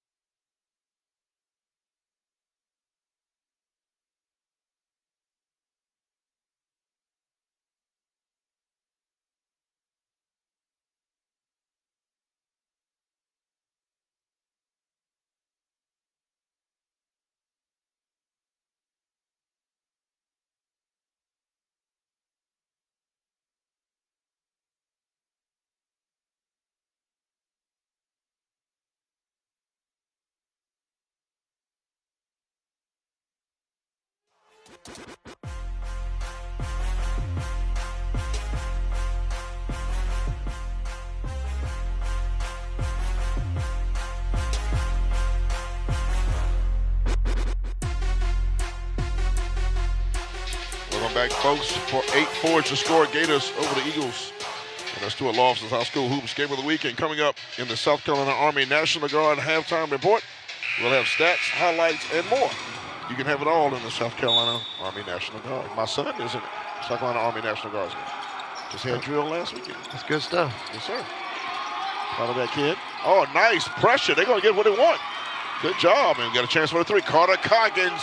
Oh, he can't get going. The whole bench stood up down here. He's not going to stop shooting them. But the defense turned them over. That's what they wanted.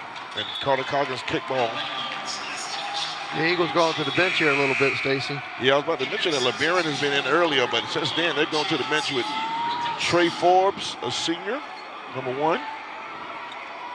He might have been in the squad last year as well. Then you got Alex Rose, a sophomore, number 24. I saw them play, I tell you, Thanksgiving tournament right here on this court at River Bluff. They played Dutch Fork. And they acquitted themselves well, but Dutch Fork was a little too much at the end. That's a good Dutch Fork team. The top 4 team in the state, right, 5A? Yes. Look at the crowd is, man, look at that student section to your left down there behind that basket. They are really trying to impact the ball game here. You'd love to see that spirit from the student body. Tough pass. LeBaron couldn't corral it. Forbes, they have the numbers. Rose, nice leap and finish. Rose, athletic sophomore, number 24. North Point hitting in there, points in the paint. That was a nice break by the Eagles. Forward Stratton. That's a good block, but Curler couldn't get it to go. Gonna be a hell ball possession there. I believe it goes back over to Chapin. It does. Look at that, look at that. He got up pretty nice right there. Might have got touched a little bit. Might have got touched a little bit, but again, this official crew letting them play. I love it. Trying to get Chris Deering home to his recliner soon. And that's what it will be. Same. Got radio tomorrow and a little basketball MLK bash to announce tomorrow as well. One thing I haven't. Happy King holiday, by the way. Happy MLK. Happy King, and happy birthday to you. Thank you, man. I appreciate it. Yeah, I had a birthday. I meant to tell you that last game. I forgot. I appreciate it. I had a birthday Sunday. I turned a year older. We won't say the numbers. The numbers get real high. Yeah, we don't say the numbers anymore. Real high. I'm going to get a calculator. Baseline drive stop. That's Coggins. Coggins going to try to shoot himself hot. Forbes touched it out of bounds, but the light stays green for Coggins. He'll find the range at some point. Yeah, he's coming out right now. They're going back in with the young man who had left. Coggins is going to go out. They're bringing in Braden Francis. He plays a little wide receiver for that football team as well, but they're playing that full court. You might have to get stitched up, Stacey. Yeah, he's wow. A harassing defense. Trey Forbes seemed like he was with another team last year. Francis with the steal and a reverse. Nice steal and reverse. Braden Francis comes back in and announces himself. And we have a tie game just like that. 4-0 run for Chapin. That trap is giving them trouble. It really is. It's rushing them too. It's definitely speeding them up. And a good look. That'll slow it down right there. 3-ball, Mason Williams jars that one. Mason jar, you get it. I got it. Yeah, you got it. I gave you that look of disgust again. I knew it. Discount headquarters 3-ball. And a steal. Mason Williams, what's he going to do? What you going to do, Mason? Layup. The student body wanted to see a little something, but they'll take the bucket.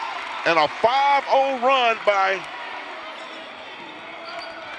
River Bluff. Mason Williams might be on a personal run by himself. We got the deflection right there. Forward Stratton. And that's going to be a nice, quiet three. Didn't get it to go, but it was a nice, smooth jumper. Cross-body break. The person who missed the last shot usually makes the next foul. That's frustration. That's frustration. Jeremiah Felder thought he had a nice look. The sophomore didn't. Take a look right here. Watch him put the ball on and fake right here. Took it out a little bit and came back in reverse. Good body control by the senior. 13-8 your score. It was 8-all in a 5-0 run. Rose got the thorns that time. I don't know if you go on vacation. I've been rested now. I'm ready. Good defense. Rose that time just harassing the ball handler. For Stratton trying to get to the paint. Now he did a step back. Didn't get it to go. And Rose again. Rose is all over this game off the bench. The numbers aren't out there. But a nice pass out to the wing. No good. And Curillo. 5 seconds left in the quarter. Can they get a shot off? The answer's going to be no. Oh, actually, he got it off. I didn't think he'd be able to get it. He launched that wildly, but it did get off clean. It would have counted. We'll step away. 13-8. The home team, the Gators, up over the Eagles. Stay with us.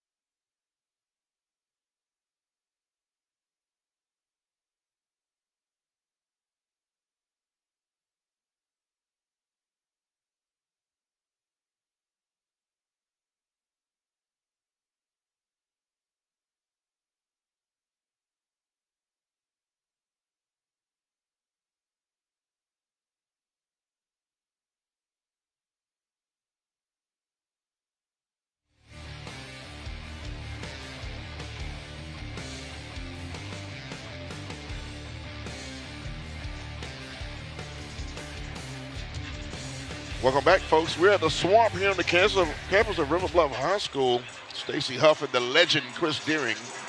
Like that. Legend in my own mind. The legend Chris Deering.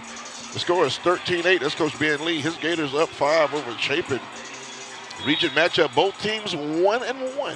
One will leave with a 2-1. And of course, my sophomore is correct. The other one will leave with a 1-2 record. That's how that works out. That's kind of how it works. We will have a winner. We will leave with a winner. Second quarter start here. There's the young man who made a 3 earlier. Got it to go. He's 2 for 3. String music. Jeremiah Felder from deep. Felder has 8 points off the bench, Stacy. He's come in and give a big spark. He really has. And that might be a second foul, though. They'll get over 22. Take a look. Nice pass. Pass from Brodowski. Yeah, Bukowski. JT Bukowski is a sophomore, and he's got a good future. Got a little spunk to him, but he does. That young man, 3rd-inch Felder, has really showed up. That's a deep 3. Braden Francis couldn't get it to go. Oh, nice body control that time by Mason Williams. Nice pitch ahead for Stratton. Stratton, nice body control. Could not get it to go. Just enough defense to bother it. Carter Coggins was not ready for that pass. And they're going to say Mason Williams touched the sideline. A break for Chapin. Carter Coggins was not looking for the ball that time, and he's telling his teammate that, pitch it ahead. He was looking to go. He was going to the He was going to the spot. Yes. Yes, that's where he is right now. That might, I'm surprised that one didn't go up. It's like a little 1-2-2 zone, maybe. 3 ball is good. Splash down Mason Folk. And that's a hit, discount headquarters 3-pointer. That's his first, but he shot one earlier that looked really good. He did, and that might get him going, Stacy. Yes. Kirilenko. Check that. Alex Carrillo. It's the 6'3" center who's had a big game earlier this week. Points, North Point hitting it down, points in the paint. Nice pass. Went to the left hand, was the right play, but just good defense. Good defense by Stratton. Yes. I'll tell you, I like Brodowski. He made a good pass to Carrillo on that last possession. Yeah, he did. Brodowski's a good point guard. Another pass, good pass. That's a good pass that time from Felder. And Carrillo has really been a man in that paint on both sides of the ball. A physical kid. Take a look. That's the pass right there. That's the second time he fed him. That head fake works, man. Yeah. He's a strong kid underneath. Southern National Roofing free throw line. The last roof you'll ever need is guaranteed for life with Southern National Roofing. Let's see if we can get both. And we just don't get both free throws made a lot of times. We can find somebody before the season's over that shoots free throws well. Hopefully. I just feel it. Yes, I think we will. We'll claim it.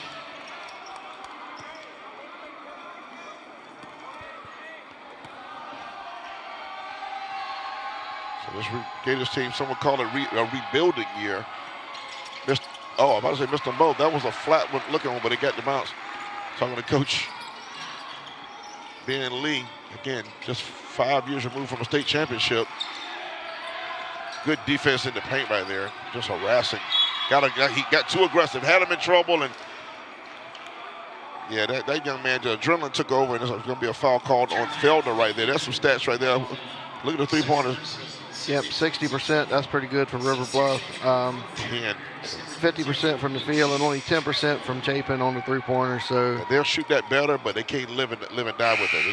They got to do other things. And 19-11 is your score. They've hit one here in the second quarter. Again, yeah, they will get hot. They just got to fight through it. That tells me that's 1 for 10 because I got this shot. Yeah. And about 3 of them have been by Coggins, who's a good 3-point shooter. And I also know that Braden Francis has also launched one.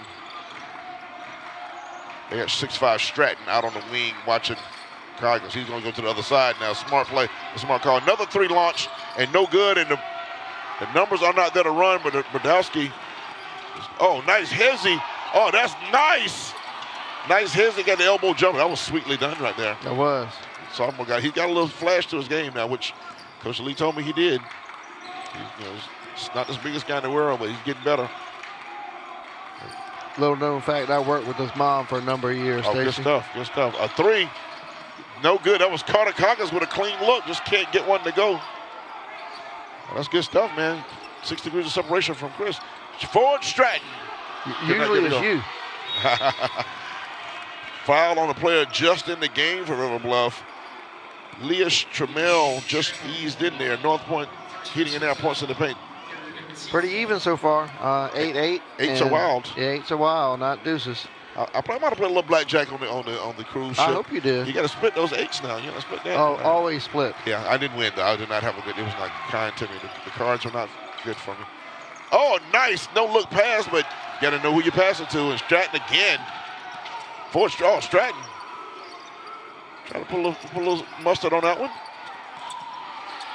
That's a tough shot. That's a tough. Kane Barzak, number 2, his first bucket. That's a tough short corner jumper. It is, and River Bluff right now is executing very well. Oh, that's a nice pass that time, the extra pass. Stratton, that might be a travel. That's going to be a travel. That's what I thought too, yeah. Ford Stratton, 6'5", he disrupted that. You know, we taught this Chapin team likes to shoot the 3. They're not falling tonight, and you can see a little bit of frustration setting in. I said earlier it might be something might call a rebuilding. Yeah, I was talking to Ben Lee on the phone. He said his daughter's a sophomore at River Bluff. He said somebody come to me and asked his daughter, is Dad all right? Your dad okay? He's like, yeah, he's fine. He'll be okay. That's fine. Again, 5 years removed from a chip. That's a nice jumper right there in the paint. It's a good look. Braden Francis rebounds, and the ball's off to Reese Jolly. Coggins thought about it. Francis got a clean look. Can't get it to go. They're not making the threes. They're unofficially 1 for 13 now. They have a chance to shoot out of it, but right now they're just not falling. Yeah, they got to find a way to get to the paint. Good block that time. That was a good block from Chapin by Vandergriff. We'll step away, folks. Under 4, 10-point lead, River Bluff at home over Chapin. Stay right there.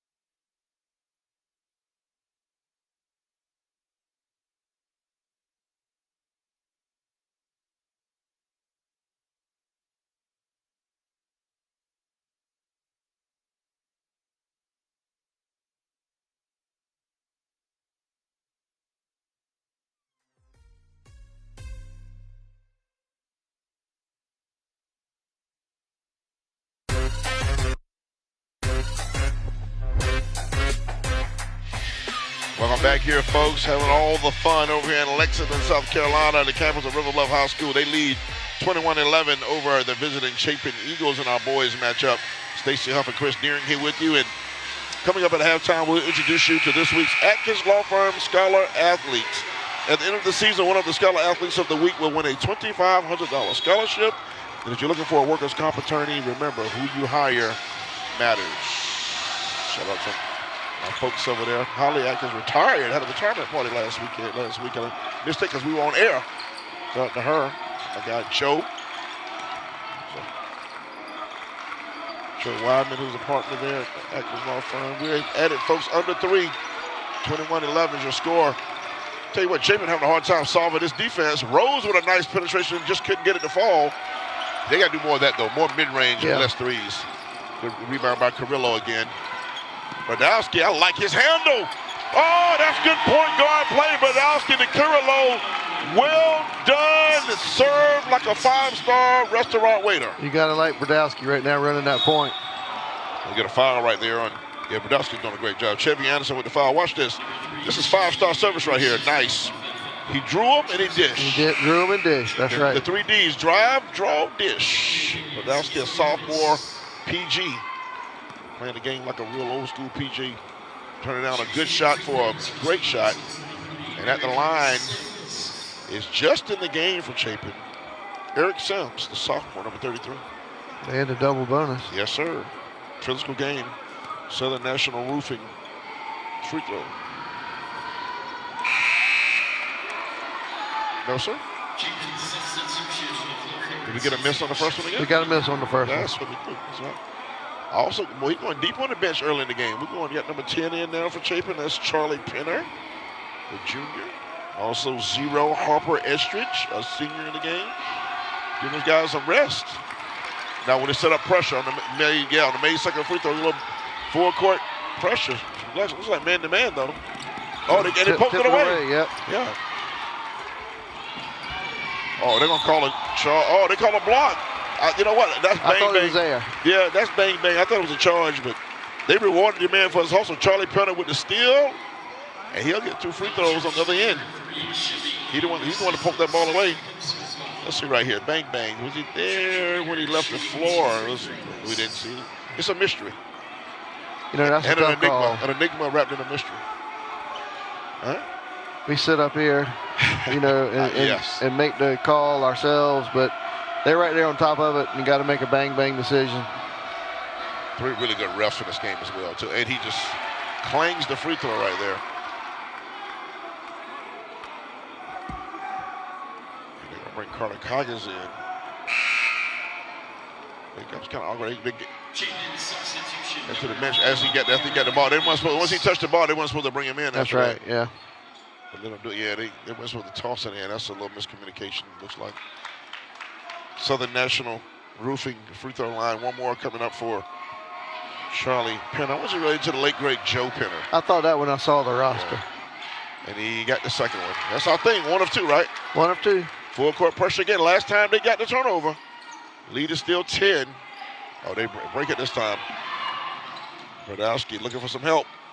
Hit his dribble up at the wrong place. Also in the game for River Bluff, number 2, Kane Barzak back in. Oh, nice drive. Brodowski he saw it, but the pass was through too much traffic. Carrillo spinning. Got his hand. He just gets his hand on the ball all over the place out there. Barzak from 3 ball. It is good. Kane is able to knock down the 3. How you like that, Chris Derrick? I love it, and they are shooting the 3 ball very well tonight. Love the Kane is able. Everything's rolling right now for Stacey Huff. That's a Discount Headquarters 3-pointer, folks. Hurry up. Everything's here today, might be going tomorrow. Oh, nice defense in the paint for River Bluff. They're up 13, biggest lead of the ball game.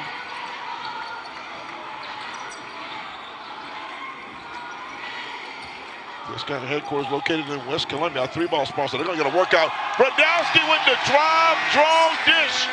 Number 1 to number 32. Well done. North Point hitting it out, points in the paint. And Brodowski looked at the student section and gave him one of these after he made the pass. Got to. As a 10th grader, you got to love it. You're a 10th grader. Take a look at this. Folks, this is good point guard. Oh, that's the Barzak from Deep String Music. Kane Barzak, he gave him the three fingers. Right there, that's the drive and draw right there. That's beautifully done. Beautiful. The 10th grader having fun with the student body after that. That's how you do. You want to draw the heat. Look who's back at the line again off that bench from Chapin. That's Charlie Penner. Charlie Penner, young man's been working hard. The junior. The Jumpman logo. Look at the Tar Heel jersey up top there. And he misses the first one again. We're having a hard time getting 2 free throws made out here. We shot the text for those mighty Chesterfield Rams back in the day. We shot the text for the mighty Golden Rams of Chesterfield High School. Shout out to my guy Davis up there. Coach Davis doing this thing with Chesterfield up there. Just had a big region win earlier this week. That's family. Just got the second one to go. They set up the press. At least they can do that off the second made free throw. Just enough pressure to aggravate you a little bit. That's the first time we've seen Stratton bring it up, I think. Yes. Barzak with a tough shot. And guess who? I tell you what, only 6'3", Carrillo really is a good job rebounding. He has good timing and strong hands in there. Gets good position. He really does. That too, definitely. Nice jump stop pinner. Barzak with the steal. 14-point lead for River Bluff. They've held Chapin to 14 points and a minute left to play in the half. That's a foul on Forbes. They're going to get Forbes with a hack. Barzak is getting more aggressive as the game goes on. Take a look right here. Watch the left hand right there. Blink. Got him on the left arm. So let's, right here, we're going to get 2 made free throws right here. Kane Barzak's going to do it for us. Kane is going to be sweet. Chris is going to punch me up here. I'm going to start writing these things down, I think. I'll deny them later. So my wife will say, why'd you say that? I'm like, I don't remember what I said. That'd be fun. Under a minute. Oh, they're going to the bench again. Mason Folk. He has, is it the 1 3-pointer? He made 1 3. That might be the one. They made one, I think. Yeah. He's the one made one. I don't think they made another one other than him. They've launched a bunch of them. We get those numbers at halftime, but the lead is 15, the biggest lead of the game now. Can we get 2 made free throws? No, of course not. But look who's there. My guy, Carrillo. Hello, Carrillo. Big Alex in the post. They don't have an answer for him right now. The hoop and the harm. Yeah, he's tough on the boards. He's doing damage. And he got the hoop, and he'll get the bonus at our Southern National Roofing. He's got 2 sponsors covered. Southern National Roofing free throw coming up. He got a North Point Heating and Air points in the paint. And he was a student scholar, right? And he's a student scholar. He's got it all covered. He's got a lot going on tonight. He's all over the place. In a great way.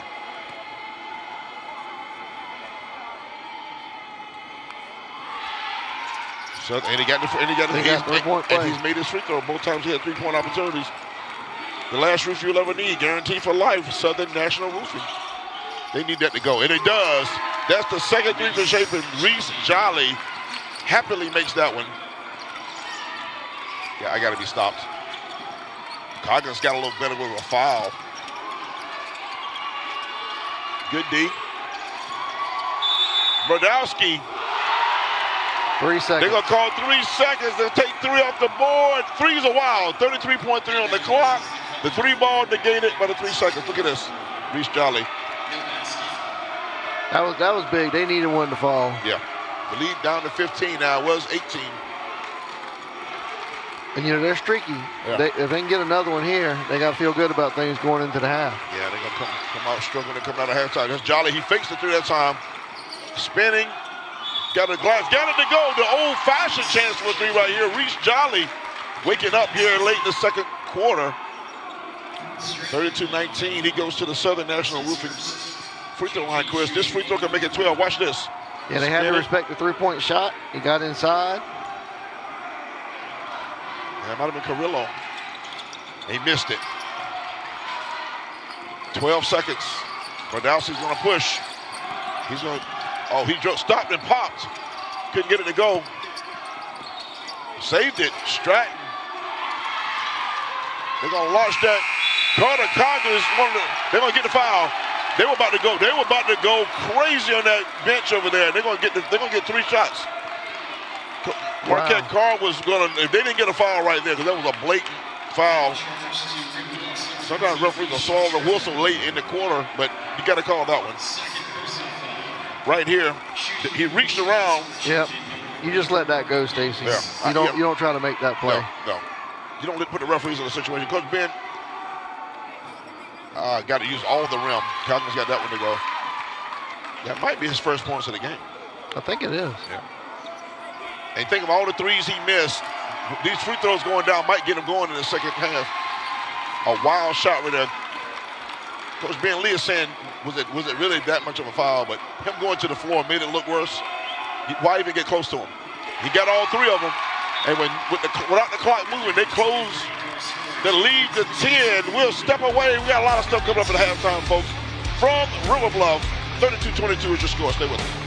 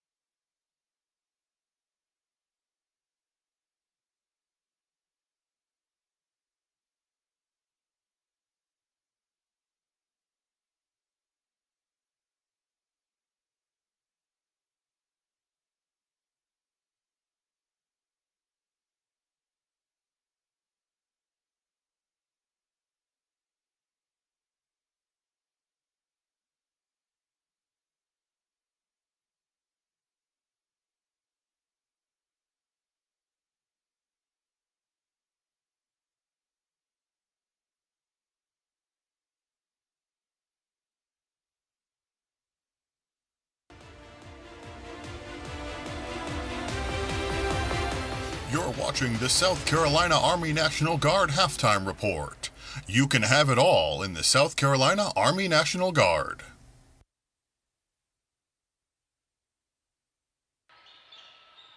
Welcome in once again to our high school hoops game of the week. We're at Chapin visiting River Bluff, and now time for our Atkins Law Firm Scholar Athlete of the Week. And this week for River Bluff High School, the Scholar Athlete is Alex Carrillo.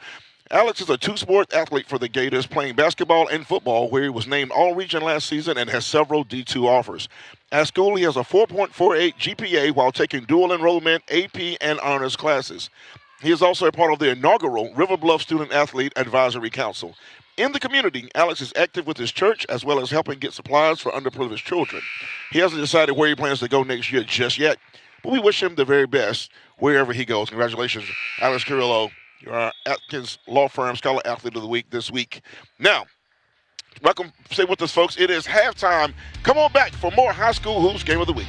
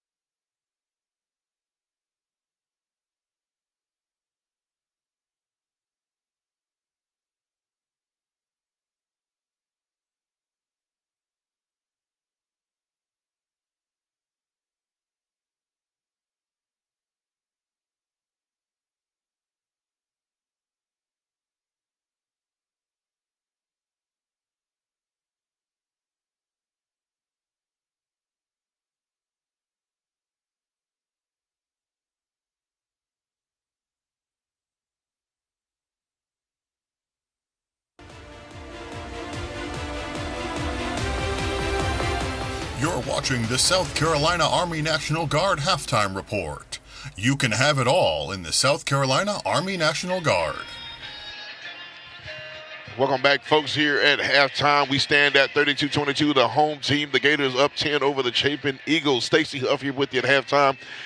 Glad to be joined and talked to Principal Jacob Smith of River Bluff High School. You've been here since the building opened. Yes, sir. 8 as assistant, 5 as the head man in charge here. And talk a little bit about some of the things going on around River Bluff. Yeah, River Bluff's 13 years old this year. Still fairly young if you think about it. And just an incredible learning environment. You know, since day one, we've got incredible parents, incredible students, and the best faculty. I'll put it up against anybody in the state.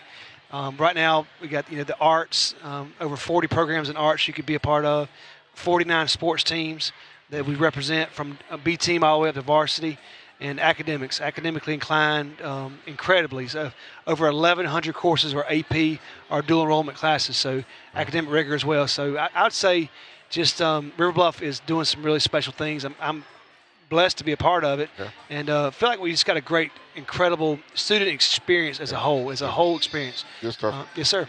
Good stuff. With that being said, you've been here 13 years. Ben Lee has as well since the doors open. That's right. Ben Lee and his team up 10 right now. Just 5 years removed from a state championship. Trying to put some things back together with a young team. Talk about this environment tonight in this game. Yeah, Ben's doing a great job. We got Jordan Leith now with the girls. Tonight's environment, the student section is here. They showed up on a Friday night. It's a 3-day weekend, so we weren't sure who was going to be here. Right. But they showed up. They're showing out. The basketball team's up by 10 at half. So, we're very pleased. Had a big win against Irmo earlier this week. The boys did. Irmo's a very fine team, very fine program. So to get that, we hope we're hitting that stride and getting it going for the region contest. Thank you very much for joining me. Jacob Smith, folks, River Bluff principal here on a Friday night.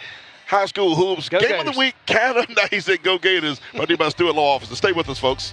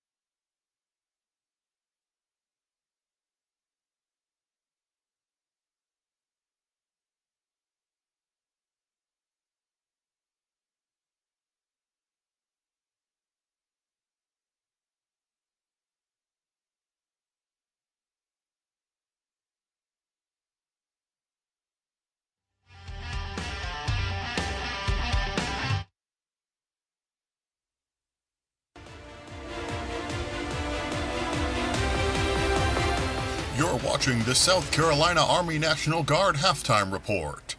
You can have it all in the South Carolina Army National Guard. Right back at it, folks. River Bluff High School, the home team, the Gators, up 32-22 over the Chapin Eagles in our boys version of the girl-boy doubleheader. Stacy Huff, Chris Deering here. And if you're wondering how we got to 32-22, well, we got some videos, some rolling picture shows to tell you how it happened. Chris, let's talk about it. Off the bench for Chapin, that was Rose. He's been big. And off the bench for River Bluff has been Felder. Yes. The three ball right there. That was Felder. That's Felder's three from dead on right there. Had a little street music playing right there. And take a look at this nice finish right here. Brandon Francis. Little reverse layup there. Nice drop down. Carrillo's been really huge in the first half, 32. Carrillo's been scoring and rebounding well for the Gators tonight. Been a matchup problem. Let's look at some of these stats, folks. We have time. We took a look at some stats right here, and that's just three-point shooting has been Look at horrible. three-point shooting, 14.3%, 57.1. That's a big difference. Yeah, that three-point shooting is your difference in the ball game, I think, right there. And we'll step away, folks, at halftime, and those stats will get better for both teams. We're going to claim better for the next two quarters. Live action right here from Lexington River Bluff campus. High School Hoops Game of the Week.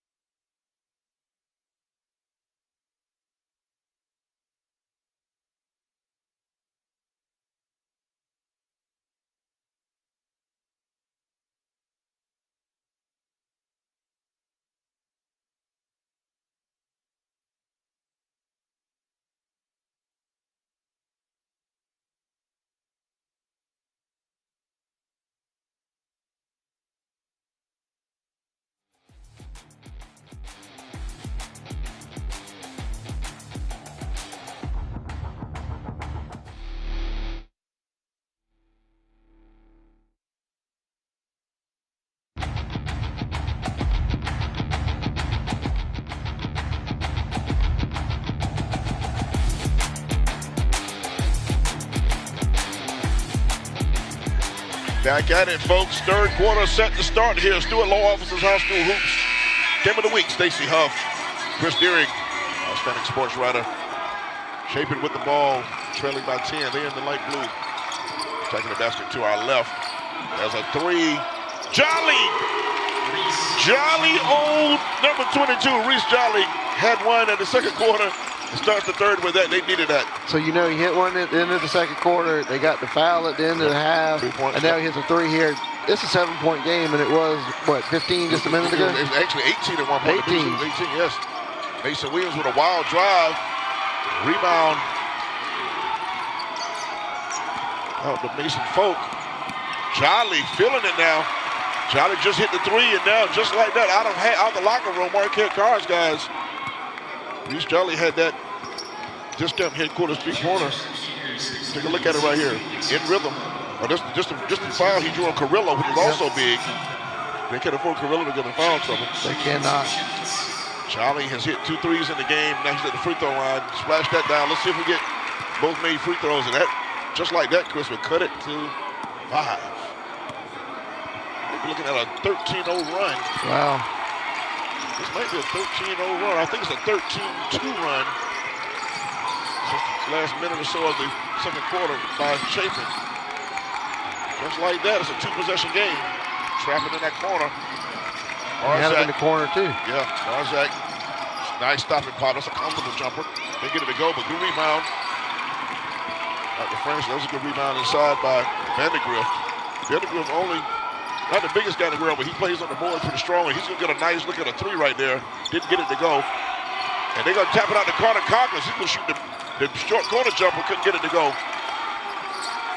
And Chapin's done all this without Carter Coggins making 1 3. And I've seen him make 7 in the game.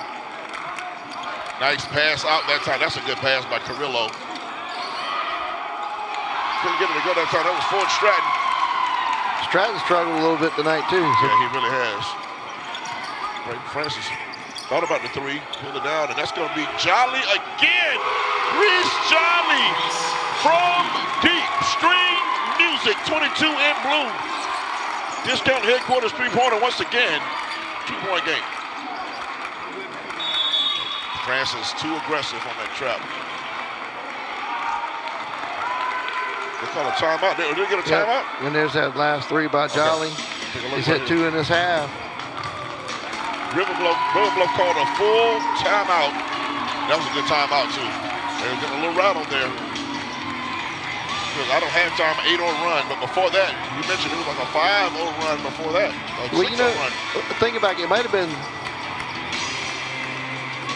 Here's a look at the Lexington Health Smile Camp, folks. As the only local independent hospital in the Midlands, we're here to care for you whenever you need us. Be well. Smile Camp. The folks are smiling. She's hiding now. She was dancing earlier. Now some River Bluff folks are going to look concerned. Lord, look at the youngsters. Got the electronics. What game? What game? That's right. Camouflage action. The student bodies have both come out. The communities come out for this game. It's a good Friday night to be inside. Chris, what were you saying? I think the score was 32 to 14, Stacey. We might be on a 16-0 run right here. Something like, yes, got to be something, something like that. Because they finished up strong. They had an 8-0. So 8-0 run to book in. Yeah. The end of the second quarter and the start of the third quarter. River Bluff trying to hold it together. We talked that first half that Chapin needed a bucket. Now River Bluff is there in a position where they need a bucket to sort of stop the bleeding a little bit. Well, let's see what the defense is doing. I think it's like a man-to-man defense by Chapin. That's a tough pass. That's a tough pass. Well, I like the point guard, though. I like J.D. Brodowski. Williams just walks into a three. He had a good look at it. And back comes Chapin. They have numbers. Brayden Francis will take his time. Couldn't get it to go, and Carrillo says that's enough of that. Yes. He needs to get some touches down on the offensive end. 13-0 run going back to this game, but it was it's going to be a stretch. It might have been. It's going to be probably like a 18-2. Nice pass. Yeah, it might not be an uninterrupted run of 13, but before that, they were way down. That's a foul. Williams got his legs tangled up. Yeah, going back at one point, you're right. At one point, the lead was 18. kicked him in the back of the leg. Yeah. Got to call something on that. Now, Reese Jolly on his own has about 11, I believe, in this game. Just 3 threes and a couple free throws. In the game now, Eric Sims in for Chapin. Francis.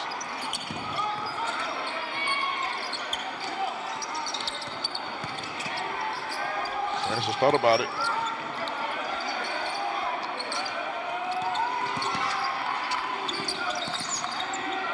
Coggins launched it. I thought he might launch one. There it is. Carter Coggins from way back. String music, and that might get him going. And it might get him going, and Chapin has the lead now. They do finally, and then they're steal. And steal back, stolen and stolen back. Felder corralled it. All the momentum in light blue right now. Brodowski, 3-ball for the sophomore. String music. What an answer. Discount headquarters, 3-ball. From Brodowski. It was a big answer there. They needed that basket big time. They take the lead. The lead just seesaw back and forth. This is sort of what we expected coming into this game, Stacey, or at least I did, I think. Coggins trying to get hot. He thought he had a second one going in that time. They're going to call out of bounds. Take a look at the answer. The answer 3, the call and response. Carter Coggins from about 30 feet out. Yeah. Just barely moved. And then the call and response. Nice pass. Brodowski, his first 3 attempt of the ball game. Splashes it. Good job. Good camera work there, folks. Our camera crew, who I'll be speaking about here in just a few moments, doing a great job on that baseline up top, doing their thing in a cold gym. Not as cold as football, though. We'll take it. It's better than some of the football games we had. You got to get out that corner. You're going to get trapped. Oh, a wraparound on the steal. Oh, that's just dexterity. Oh, that's sweetly done. Adam Vandergrift, I see your game, young man. Watch this behind the back on the steal. Oh, we came late with that. Did a hezzy right there. When he stole it, he did a wraparound left-handed dribble on the steal. Vandergrift. I see his grip. You see his grip. I see his grip right there. And that press is starting to cause trouble. It really is. For the Gators. At the Southern National Roofing free throw line, one more can tie it up. Chevy Anderson back in the game for River Bluff. This is going to be a good finish here, Chris. Chevy replaced forward. Yeah, I see that. Chevy replaced forward. That's, you know what? That's not how it usually should go, though. I got the forward outside, buddy. We're going to have a race. We're going to have a race out in the parking lot, man. Old school style. The lead is 1 point. River Bluff with the lead in the ball. Tough place to pick that dribble up. The sophomore looked like a sophomore there. Wanted to foul, didn't get it. Vandergrift went headlong into the paint. Thought he might get a whistle, didn't get it. But folks, we're under 4 and we're going to step away. When we come back, there will be a call. We'll share with you when we get back. 1 point lead, River Bluff over Chapin.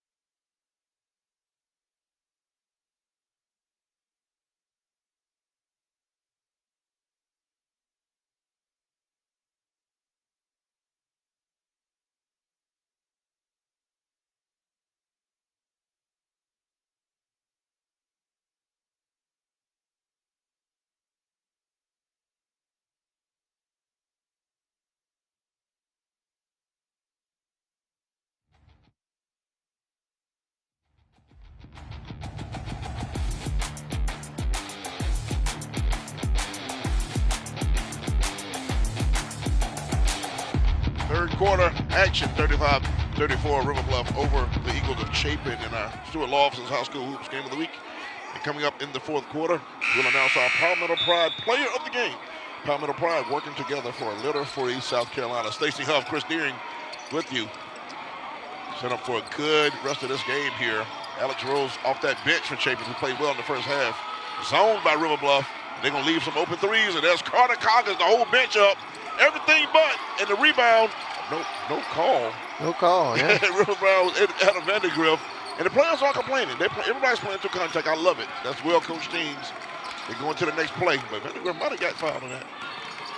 Oh, good. Alex Rose doing well again. He played great in the first half off the bench, and he helped cause that turnover. Francis comes out of it. Man, they being physical down there. Francis threw his head back and baited the call that time. That's the way the kids play now. Francis threw his head back. He might have got fouled before that, but he threw his head back and baited that call there and got the whistle.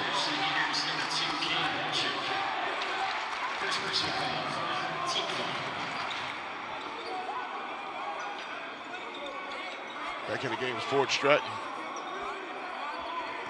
Chapin trailing by 1. Coggins going to try to penetrate.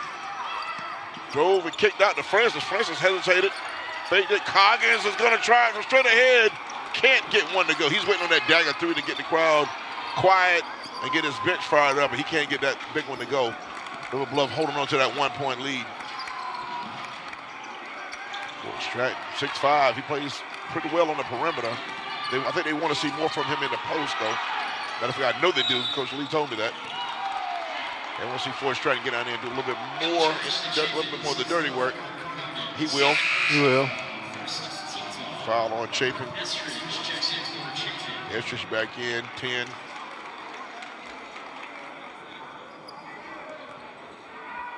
Here for River Bluff. That's Ford Stratton. We just talked about him. Nice lefty finish on a nice inbounds pass. That was well done. And a travel. Stratton's only a junior. So the lead goes to 3 now. Momentum had been taken by Chapin. River Bluff kind of steadying the ship a little bit. That was just their second basket of the quarter. There's been a timeout call right there, too. They want to talk about it. 30-second timeout. 30 seconds, 2:44 left in this quarter. You know Coach Ben Lee is going to draw up a play from inbounders from underneath. Yes. Bailey Harris, disciple. Yeah, you know it. Absolutely. Ben Harris, one of the all-time greats. I just saw him somewhere. Oh, at the Bojangles Bash. Okay. Yeah. I was there to dap up Coach Harris when I see him. I saw him at the Lexington Round Ball. Oh, yeah. He's definitely around on the scene now. He played some golf. I think he and my guy JoJo English played some golf together back there. There you go. Me and Lou Bajak played a little golf with Bailey. Really? Mm-hmm. I can't get either one of y'all on the course, so how's that work? I can't get y'all. I ain't never been invited. Yeah, likewise. Did I turn down your invitation? That's right. You're right. We're going to do better. I said it to Joe Casher, my football partner, and he whooped me up real good on the course. Back at it, 2:40. Oh, Barzak with a nice stop and pop. Could not get it to go. Alex Rose, good-looking sophomore. I like Rose, 24 in blue. A lot of these players are real talented. He does. Oh, nice fake.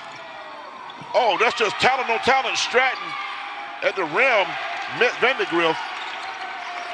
That was good defense by Stratton. It really was, without fouling. He's calling for the ball. He's calling for the ball on the wing over. He wants it. Radowski too small. He can't pass over that trap. They're going to trap him a lot. That's what Coach told me they do. Nice body control. Braden Francis, the senior. He told me that's one of the problems Radowski has when he traveled. Is passing over the traps at his height. Right now Barzak gets pinned down there, but check a look at this last play right here. Watch the body control. Francis, that running full speed is hard to stop and get that control and get it soft off the glass. You said a receiver on the football team, right? Receiver, yes. It looked like that a little bit right there. Absolutely. Tough kid. He was a league 3-point shooter on this team probably as a sophomore. So he's a guy who's been around the program forever. Under 2, 1-point game. Carrillo, he got great hands, man. Just great hands. It wasn't a great pass. He just got control of that and drew the foul. Yeah, they don't really run things for him. He gets a lot of rebounds and putbacks. But I think they need to run something and get him the ball on the block and let him go to work. He's getting full off table scraps. That's what he does.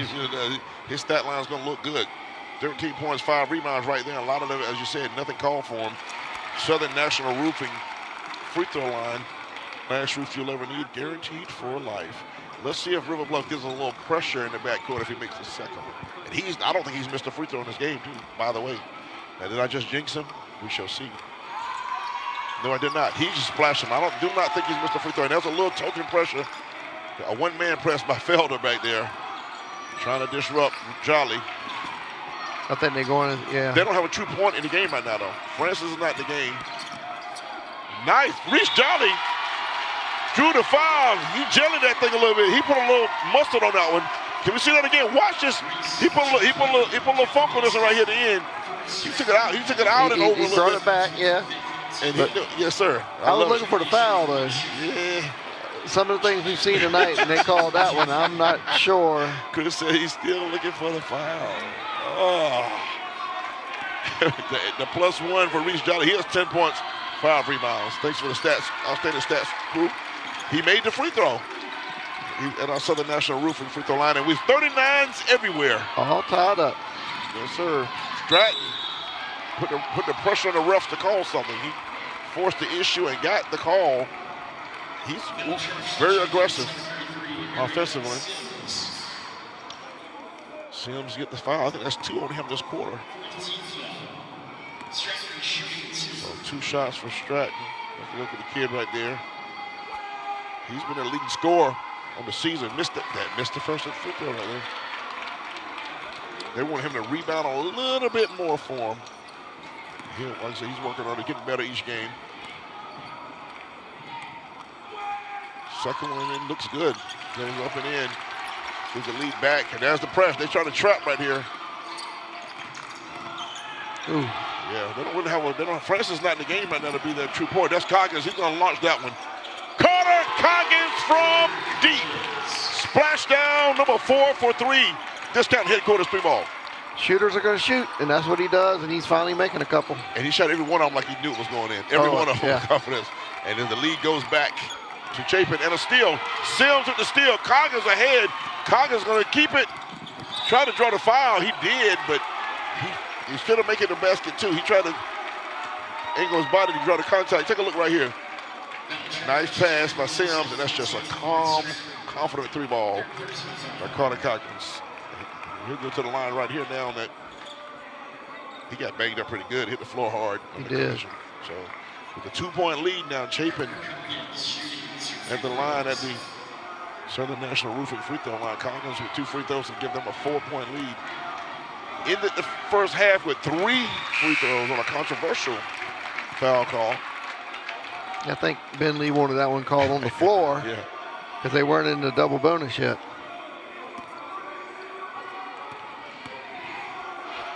And got them both. Good form. Really good form. River Bluff now facing the press. They've been pressing a bit. They get pressed by Chapin now. Felder has the numbers. He's going to keep this. Cannot get it to go. Needed to finish that. Yep, needed to finish. Yeah, you got to finish that. Kirillo had him fenced off for him. He had a little lane for him. Francis. Sims over to Francis. Coggins, guess what? 3 is up, and that was no good, but rebound, Sims! Nobody boxed out. Eric Sims, the sophomore with a North Point hitting it down. Points in the paint, put back. Yep, nobody boxed out on that one, Stacy. Watching Carter Coggins. His lead is 6, the biggest lead of the game for Chapin. And trouble for Barzak. They might need a timeout. He got a timeout. Ben Lee got a timeout. They're saying 10. Ben Lee got a timeout. They're going to give him a timeout. Yeah, they're going to give him a timeout. He wants a full timeout. That's a good timeout call because it was right at it. He said he wants full, so they want. Look at that right there. They came flying in. Sims, just perfect timing. Sims only a sophomore. A lot of good young players on both teams. Yes. You know, one thing I've noticed looking down here at this coaching staff for Ben Lee, there's a lot of new faces. I'm seeing some guys I don't know, which is unusual, and some guys I know he had on the staff are no longer down there. My guy Eric has been there for a long time with him. He's down there. He's a guy who Played at Ridgeview in high school. I coached some AAU with him back in the day. He's one of the coaches. He's one of the mainstays. But you're right. Other than him, I don't recognize any of the other guys. So Ben Lee Watson used to be on the staff, and I don't see him down there anymore. talk about the points in the paint, Chris, if you would, right there. North Point hitting in there. You know, pretty even points in the paint. For River Bluff, that's got to be Carrillo, a lot of it. Yeah, almost all of it, probably. Yeah. And then Chapin's, lately, a lot of theirs have been drives. They've kind of got some drives there and, you know, couple fast breaks here or there. But the momentum has definitely shifted from down 18 to up 6. That's a lot of character showed by the Chapin team.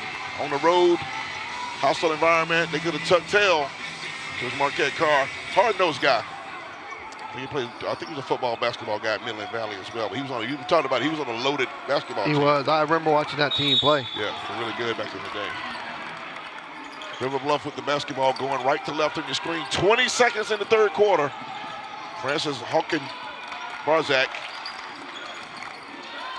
Oh, they're trying to trap. They're going to trap him in that corner over there. Got to pick it up. Got to get out that corner and pick a dribble up. Felder off to Brodowski. Carrillo. Oh, got fouled. That's a bad foul. Charlie Penner. Carrillo would get to the line with 4.2. Take a look. Carrillo thought the clock was getting ready to run out. He shot it quick. Yeah, he just pushed him in the. Yeah, pushed him in the chest. Carrillo had time to pump fake that and drive and get it off the glass. But he has not missed a free throw, I don't believe. 15.6 rebounds. And just knocks that one down as well. He just does the things it takes to win games. He does. You said he had 17 on Tuesday? Yes. Let him miss scoring. Doing like that. Doing the tough work in the paint. Getting offensive glass. And this will be 17 right here if this goes. And there it is. I do not think he's missed a free throw this game. Braden Francis coming back. 4-point lead. Got to get a shot up. That's Carter Coggins. At the third quarter buzzer, folks. We're set up for a good and hot fourth quarter. The weather's cold, but this game is hot. Stay with us. High School Hoops Game of the Week.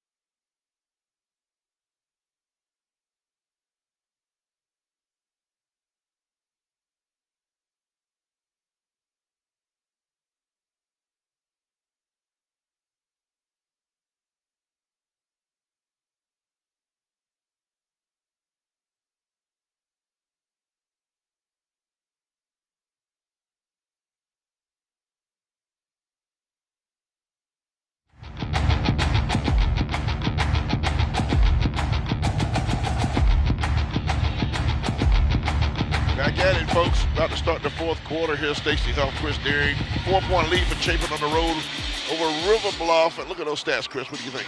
The turnovers are big right there, 14-8, and Chapin's starting to hit some threes.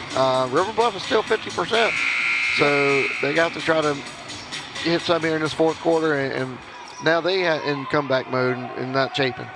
You know, we mentioned it before, though. When you get the 14 turnovers, though, that limits your ability to get those shots up. It does.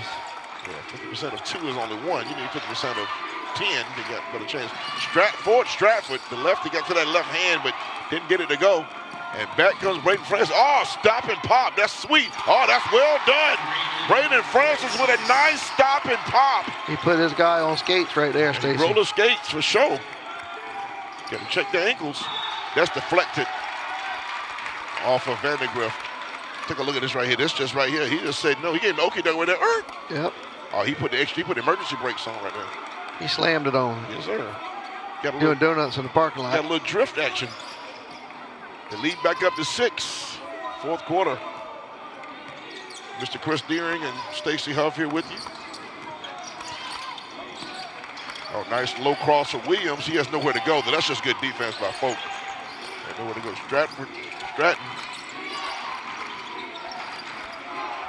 They're trying to figure out now. This is coming out a little zone action, or they definitely guarding the paint. Not a lot of room for passing in the middle. That's just a good drive. That's a good finish. It looked like nothing was happening. That's a broken play score by Felder. Felder looked good off the bench. Jeremiah Felder came back to that right hand, got the English on it. No bullfrog right there. Jeremiah is a bench stud. You know about Jeremiah was a bullfrog. You don't know about that. I know a little about that one. That's before your time, man. 8 points. There it is. Got 9 now up the bench. Southern National Roofing free throw line makes it a 3-point game, 1 possession. And they're going to extend the defense a little bit now. Francis back to Jolly. Kykes turned it down. Folk! Mason Folk! That's a folk story for you right there. Headquarters, discount headquarters. I think folklore is what that is. There it is. Folklore. League back to 6.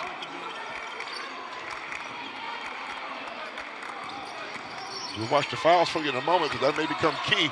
Forward Stratton, no good. And they're going to get a push probably on the rebound on Chapin. Coach Marquette Carr don't want to. It was only blue jerseys over there. Take a look right there. There's a nice 3-ball that time by Folk. Take a look. Nice pass, unselfish play by Coggins. Set folks up. Turned down a good shot for a better shot. But on this last play down here, I don't know that. I thought it was only Chapin players under the basket, but somebody might have got a push. Forward Stratton. Just a wild drive. Drew the foul, though. Neither coaching staff pleased with the officiating right now, but I think it's been a well-officiated game, by the way.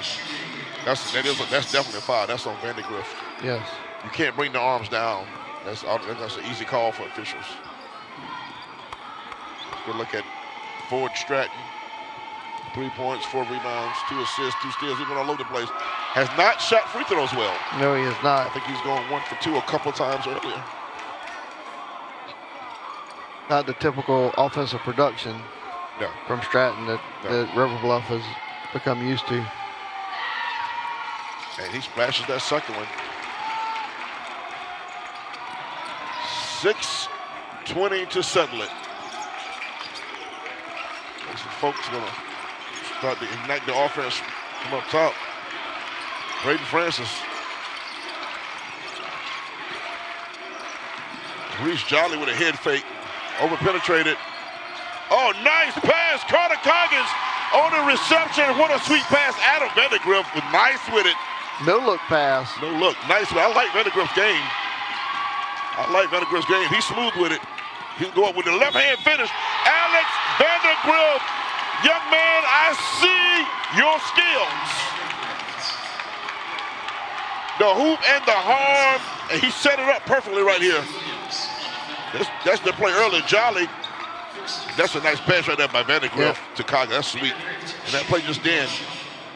Vandegrift with the left hand finish. And the hoop and the harm.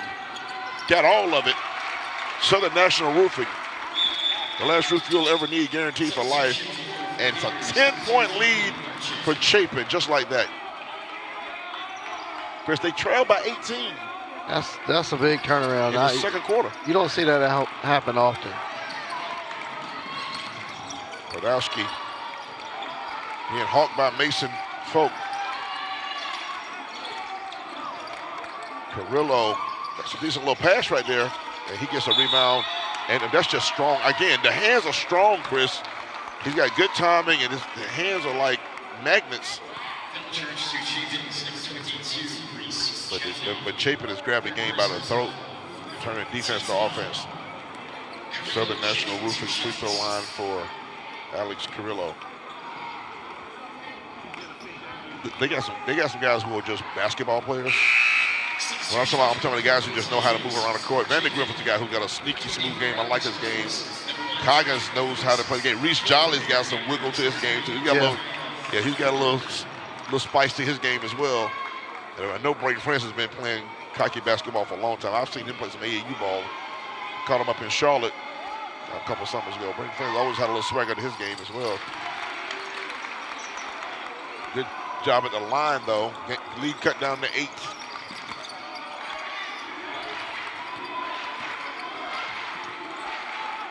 River Bluff is in need of a couple stops right now. Yes. They haven't played bad offensively. They gave Brayden Francis a one-legged jump shot. It was probably not the shot that they want, and nobody balanced the floor. And that's great body control for Stratton, just showing the offensive agility right there. And that's going to be Francis out on the wing. He's going to penetrate. Nice drop pass to Rose. Couldn't get it to go. He went and got his own ball. Alex Rose beats everyone to the punch. Timeout call, Marquette Carr. Look at the hustle by Rose. Take a look right here. Look at the body control right here. That's just nice play by Ford Stratton. Yeah, Stratton did very well here, and then nice drop down. Watch Rose beat everybody to the ball the second time and then the third time. he tipped it to himself. Yeah. Well done. Well done. Under 5. Chris, right now you got to be feeling like if you're River Bluff, you got to feel like you can't let this thing slip away from you. It's a 3-possession game, but you feel like right now you got to get some stops. And you got to find a way to get that shooting. They were shooting the ball well in the second quarter, and then something suddenly just shifted. Yeah, that last minute of the second quarter, it's just like they never recovered from it. You're right. It's like Tyson. I always call that Tyson stumbling around looking for his mouthpiece moment. It came downhill. Absolutely. But yeah, we're going to have a tough choice here with this Palmetto Pride player of the game, Chris. It's going to be a lot of names to consider. Coming up later in this fourth quarter, we'll announce that Palmetto Pride player of the game. Working together for a litter-free South Carolina. I really don't know which way to go. First of all, we don't know who's going to win it, but both teams have had multiple players. You know, you got Carrillo on one side for the Gators over there. Stratton starting to flex himself a little bit. Of course, Jeremiah Felder has been big in this game for them as well. Then, of course, over on Chapin's side, I mean, Reese Jolly has had his own personal spurt. Yeah. Vandergriff had his moments. Folk. There's a lot of guys. Yeah, Folk. So it's going to be interesting. I think it's been balanced scoring both teams pretty much. I think Alex Carrillo may lead all scorers in the game. That's full court press. They're going to try to dump it. If he picks it up, they're going to trap. There's the trap right there. Almost got the steal. Coggins saw it. Couldn't get there, and that's going to be Ford Stratton. Couldn't get it, but guess who? Carrillo owns the backboards. North Point heating and air points in the paint. Alex Carrillo. If it's not for him, this game is out of hand right now. I believe that's 20 points for him. They're gonna say he stepped out of bounds. They're gonna say Coggins stepped out of bounds. That's big. Take a look right here. On the miss right there, but look at his strong hands right there. Just pulls it away. And uses his body. Yes. Create space. Some people just understand how to rebound. I mean, he understands the spacing. They're going to try to get that floor wiped up where Coggins fell. Right, slipping that sweat spot. You remember Dennis Rodman, obviously. Yes, of course. And he just had a knack for the basketball. He knew where the carrot was going. It was almost like a genius. Stratton, the outlet for the inbounds. They're trying to trap. Chapin's still trying to trap. And I don't blame you. You got to play what gave you the lead. Oh! Boy, Ford Stratton was trying. That's going to be a travel. Ford Stratton and the River Bluff fans were like, okay, go for the layup. But you know what? I don't mind. I like the kid playing aggressive right there. He cuffed it. Listen, Ford Stratton, he dunks that, the momentum all the way. Threw the body down here, ready to erupt. The fans beneath us right here in this stand. We had the mezzanine. They were ready. They were ready. The young man was going for the throat right there, the dagger dunk. They trailed by 6. That's Ford Stratton right there. 6'5", though. You got to go baseline. You got to go and try to stuff it if you can. Folk is on Brodowski. You got to get out that corner. Ford Stratton, free throw line jumper, no good. It was wild.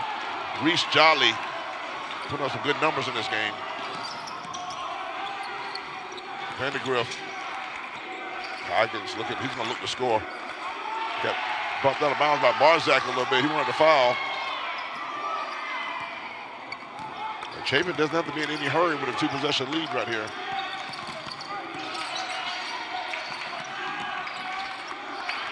There's one more pass. That's what they just did earlier. Folk, that's a big rebound. They're going to call a travel, and Chapin wanted to foul right there. We're going to step away, folks. We have a hot 3:32 coming at you from Lexington, South Carolina, River Bluff, trying to make a comeback on Chapin. Stay with us.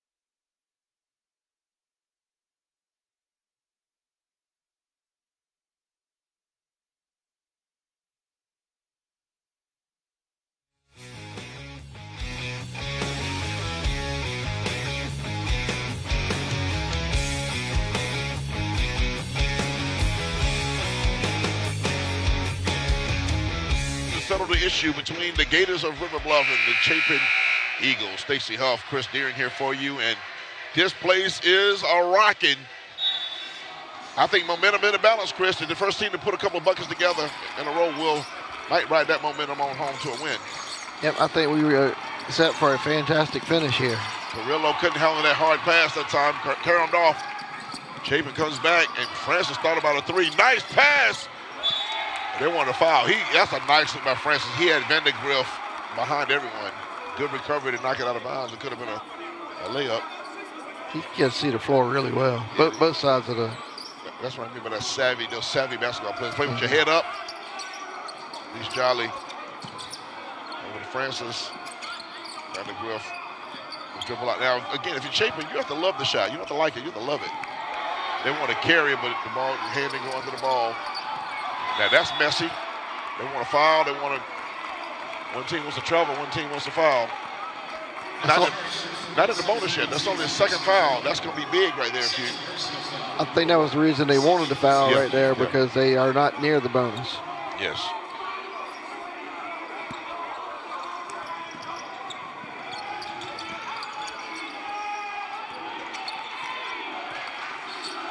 Folk looking to operate on Brodowski. That's the foul they want.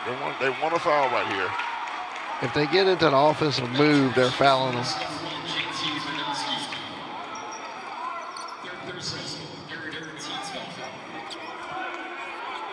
Heard the PA guy, that's the third on Brodowski.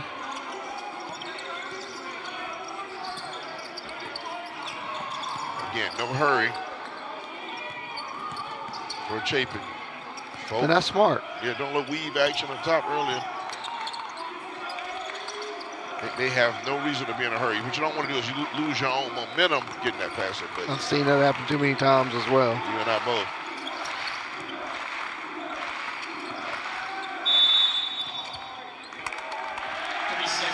Three-second call. I want to shout out to some of our folks making it all happen. Our technical director, Mike Weinmiller. Technical manager, AD, Kevin Pazanik. EIC, Tim Brusky. Audio mixer, Walker Brewer.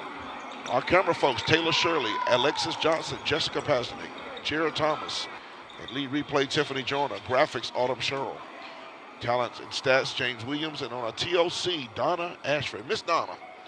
Shout out to all those folks making it happen. An outstanding crew we work with. Timeout on the court. 2:27 left. It's a two-possession game, Chris. So much can happen Both teams are still playing full court defense. Mm-hmm. The thing is, if you're a River Bluff, you're 2 fouls from getting Chapin to the line. Neither team shot free throws really well. I would say Chapin has shot them better than River Bluff has. And they did get the turnover Yes. on that last possession, so Yeah. they got to go down here and convert now. And don't need threes at all. Don't need threes. And they haven't really shot threes exceptionally well. No.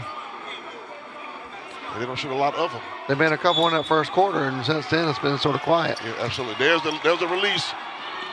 Ford Stratton, he's going to be aggressive. That's how he plays. And he gets the hoop and the harm on Vandegrift. You knew he was going to go to the rim. He's been playing aggressive the whole game. No need to change it now. Check this look. Take a look at this. He knew when he caught it, he was going to attack. And he leaned in and forced the contact. Vandegrift was like, what else do you want me to do? That call usually goes to the offense right there, though. All the time that's going to the offense. Yes. And he's heating up. He is. There's his numbers mounting up a little bit. Heading toward double figures. A free throw here, get him at 7. A free throw at the Southern National Roofing can make it a 3-point game, a 1-possession game, and they're not picking up full court. Now I think if you're Chapin, you have to attack a little bit, even though you still got the lead. Yeah. That's what they're going to do. Francis probably should have shot that. And that's Coggins from deep. 3 ball and they a got foul. 1, 2, 3, and a +1 on the way. Big 3 ball by Carter Coggins. We said it earlier, shooters are going to shoot. He kept shooting, makes a 3, got a chance for a 4-point play right here. That is huge. Barzak with the foul. Don't ever want to shoot foul a 3-point shooter. Coggins with the discount headquarters 3-pointer and the Southern National Roofing free throw. 4 points for number 4. And just like that, it's a 7-point game. From 1-possession game to a 3-possession game in 1 trip down the floor. Just like that.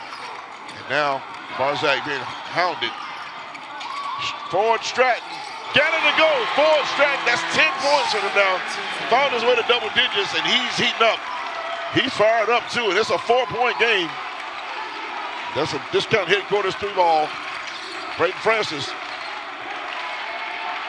Vandegrift. Carter Coggins gonna let it go. String music. Carter Coggins, confidence gaining by the stroke. Chris, he's letting it go. Well, Coggins has no conscience. I told you before the game, he was not gonna stop shooting it. And when he starts hitting, when he hits 1, he'll hit 3. That's tough. That's a tough shot right there. Good defense by Vandegrift. And they're gonna get Carrillo. Take a look at these threes. The barrage right here. That's one right there for Fort Stratton. Then I'll see your 3 and raise you 1. Carter Coggins. I mean, string music. You can't leave him that wide open, Stacey. No, sir. Because we know he's going to shoot. He does not hesitate to shoot it. He struggled early, but now he's gotten hot in his 4th quarter and has made a difference. That might be, that last 4-point play might have been the super dagger. Then he hit another one on top of that one. So, you're talking about players of the game. His point totals has mounted now. We don't have, unofficially, I got him at around 12 or 13. Reese Jolly, who has quite a few buckets in this game as well. He just made the first free throw. Timeout, Chapin. They're going to get ready for this press they're about to see. Yeah. Chapin's been balanced. They might have 4 guys right around the double figure mark. Without a doubt. Coggins has hit 2 dagger threes right here with the money on the table. I tell you, I saw a game against Dutch Fork in November, Thanksgiving tournament. I came over and did a filled in as a PA guy for a couple of games, and I saw him hit 7 threes against a very good Dutch Fork team. And Dutch Fork defended with quickness and length. And he was nailing threes from every angle. I believe that's 4 in this game for him. I think that's 4. You might be right. Yeah. He says here's 3 this half, I believe. I think he had 1 in the first half. No, it may just be 3. I don't think he hit 1. He had the 3-point play at the end of the second quarter. That's right, yeah. So it's 3 or 4 for him, but either way. So his points are mounting up, you're right. Yeah, he's definitely double digits because he's also had a couple layups in the game. Got that free throw, so Jolly gets that one.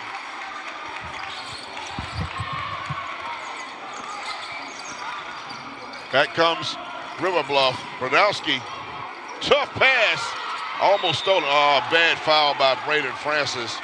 That's what the Gators needed, though. The Gators need a clock stop, and that's going to be 2 shots. So both teams in a double bonus right now.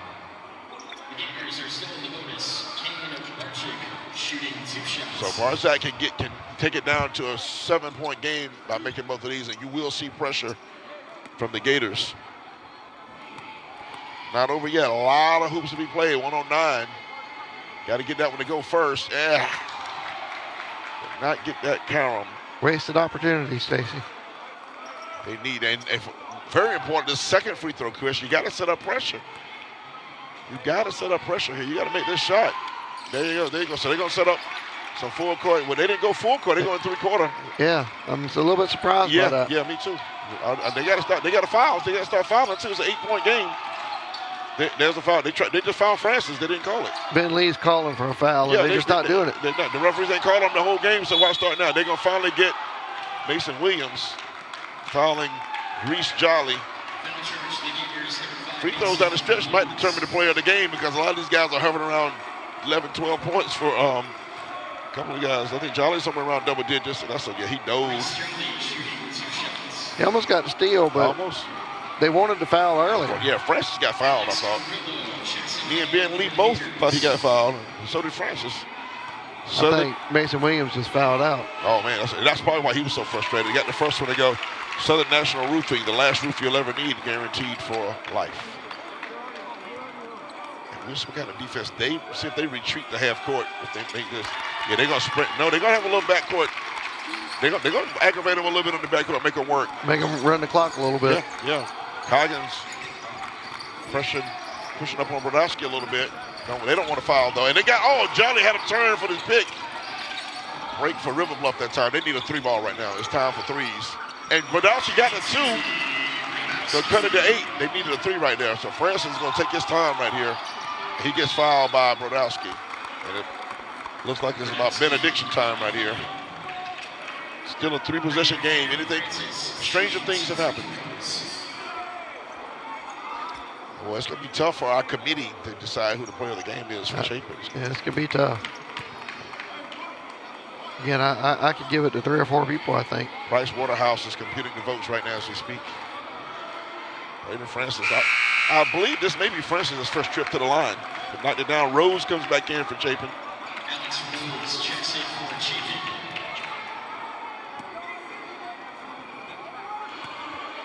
30 seconds left. Francis gets them both. You know, they hang on and win this game. It's 2 road victories this week for Chapin. Right. That's tough to do in this region. Yeah, who was the one Tuesday? Over Lexington. Yeah, Lexington. In overtime. It's a good team over there at Lexington, too. I'll see them tomorrow at an event. I'll be right there with you, I think, by the time that happens. Yep. 17.5. It's about academic now, folks. It's benediction time now. Time to get the closing hymn and the last offering and get y'all to the buffet. Chris Deering has places to go. He's going to be racing his little Chevy truck down the road. Alex Rose has played well.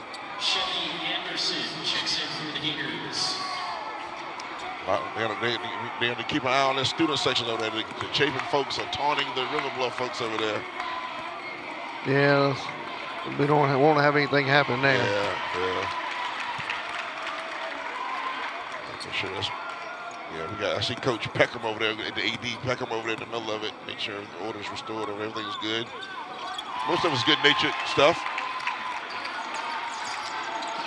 12, both free throws go in. That's how we got some free throws made here toward the end. We have. Chapin still playing tough defense.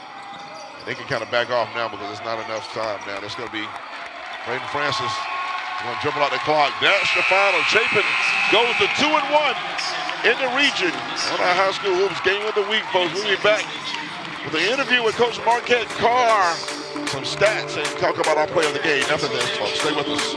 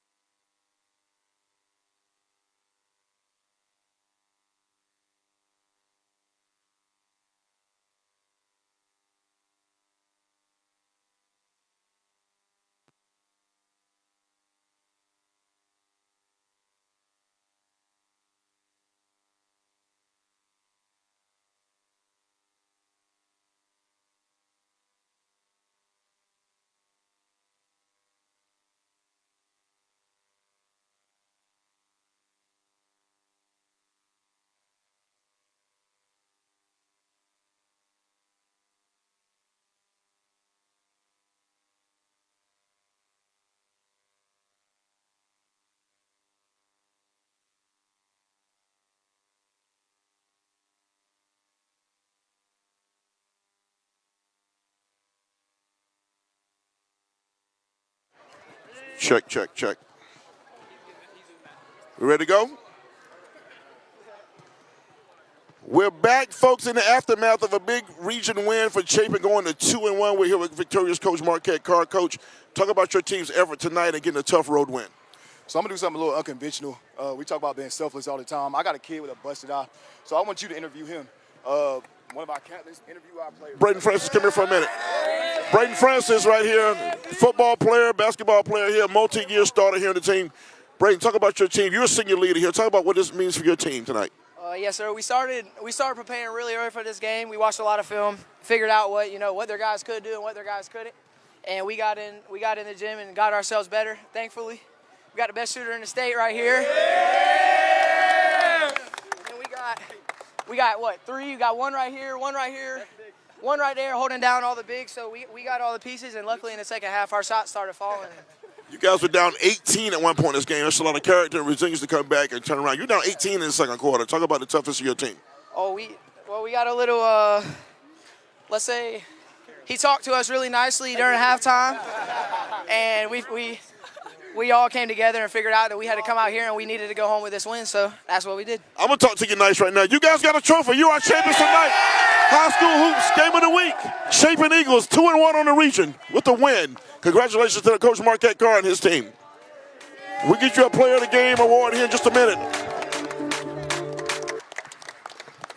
Who's our player of the game? Who's our player of the game?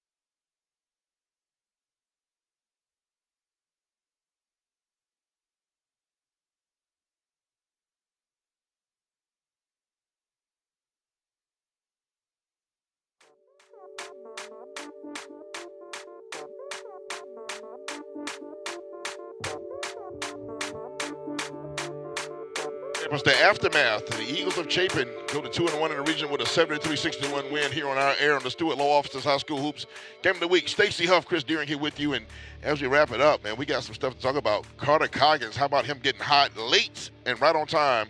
He's our Palmetto Pride player of the game. Talk about his performance, Chris. You know, he had a slow start, but he finished with 18 points, made multiple threes, made some smart plays. 4-point play right there. 4-point play right there. That was probably the dagger right there to finish this 73-61 victory off. Also 5 dimes as well. Had about 3 or 4 rebounds as well. So Carter Coggins started slow but made the right plays. And you saw in the post game, we talked to Braden Francis, the tough kid that got knocked down to the eye in the first quarter and came from 18 down.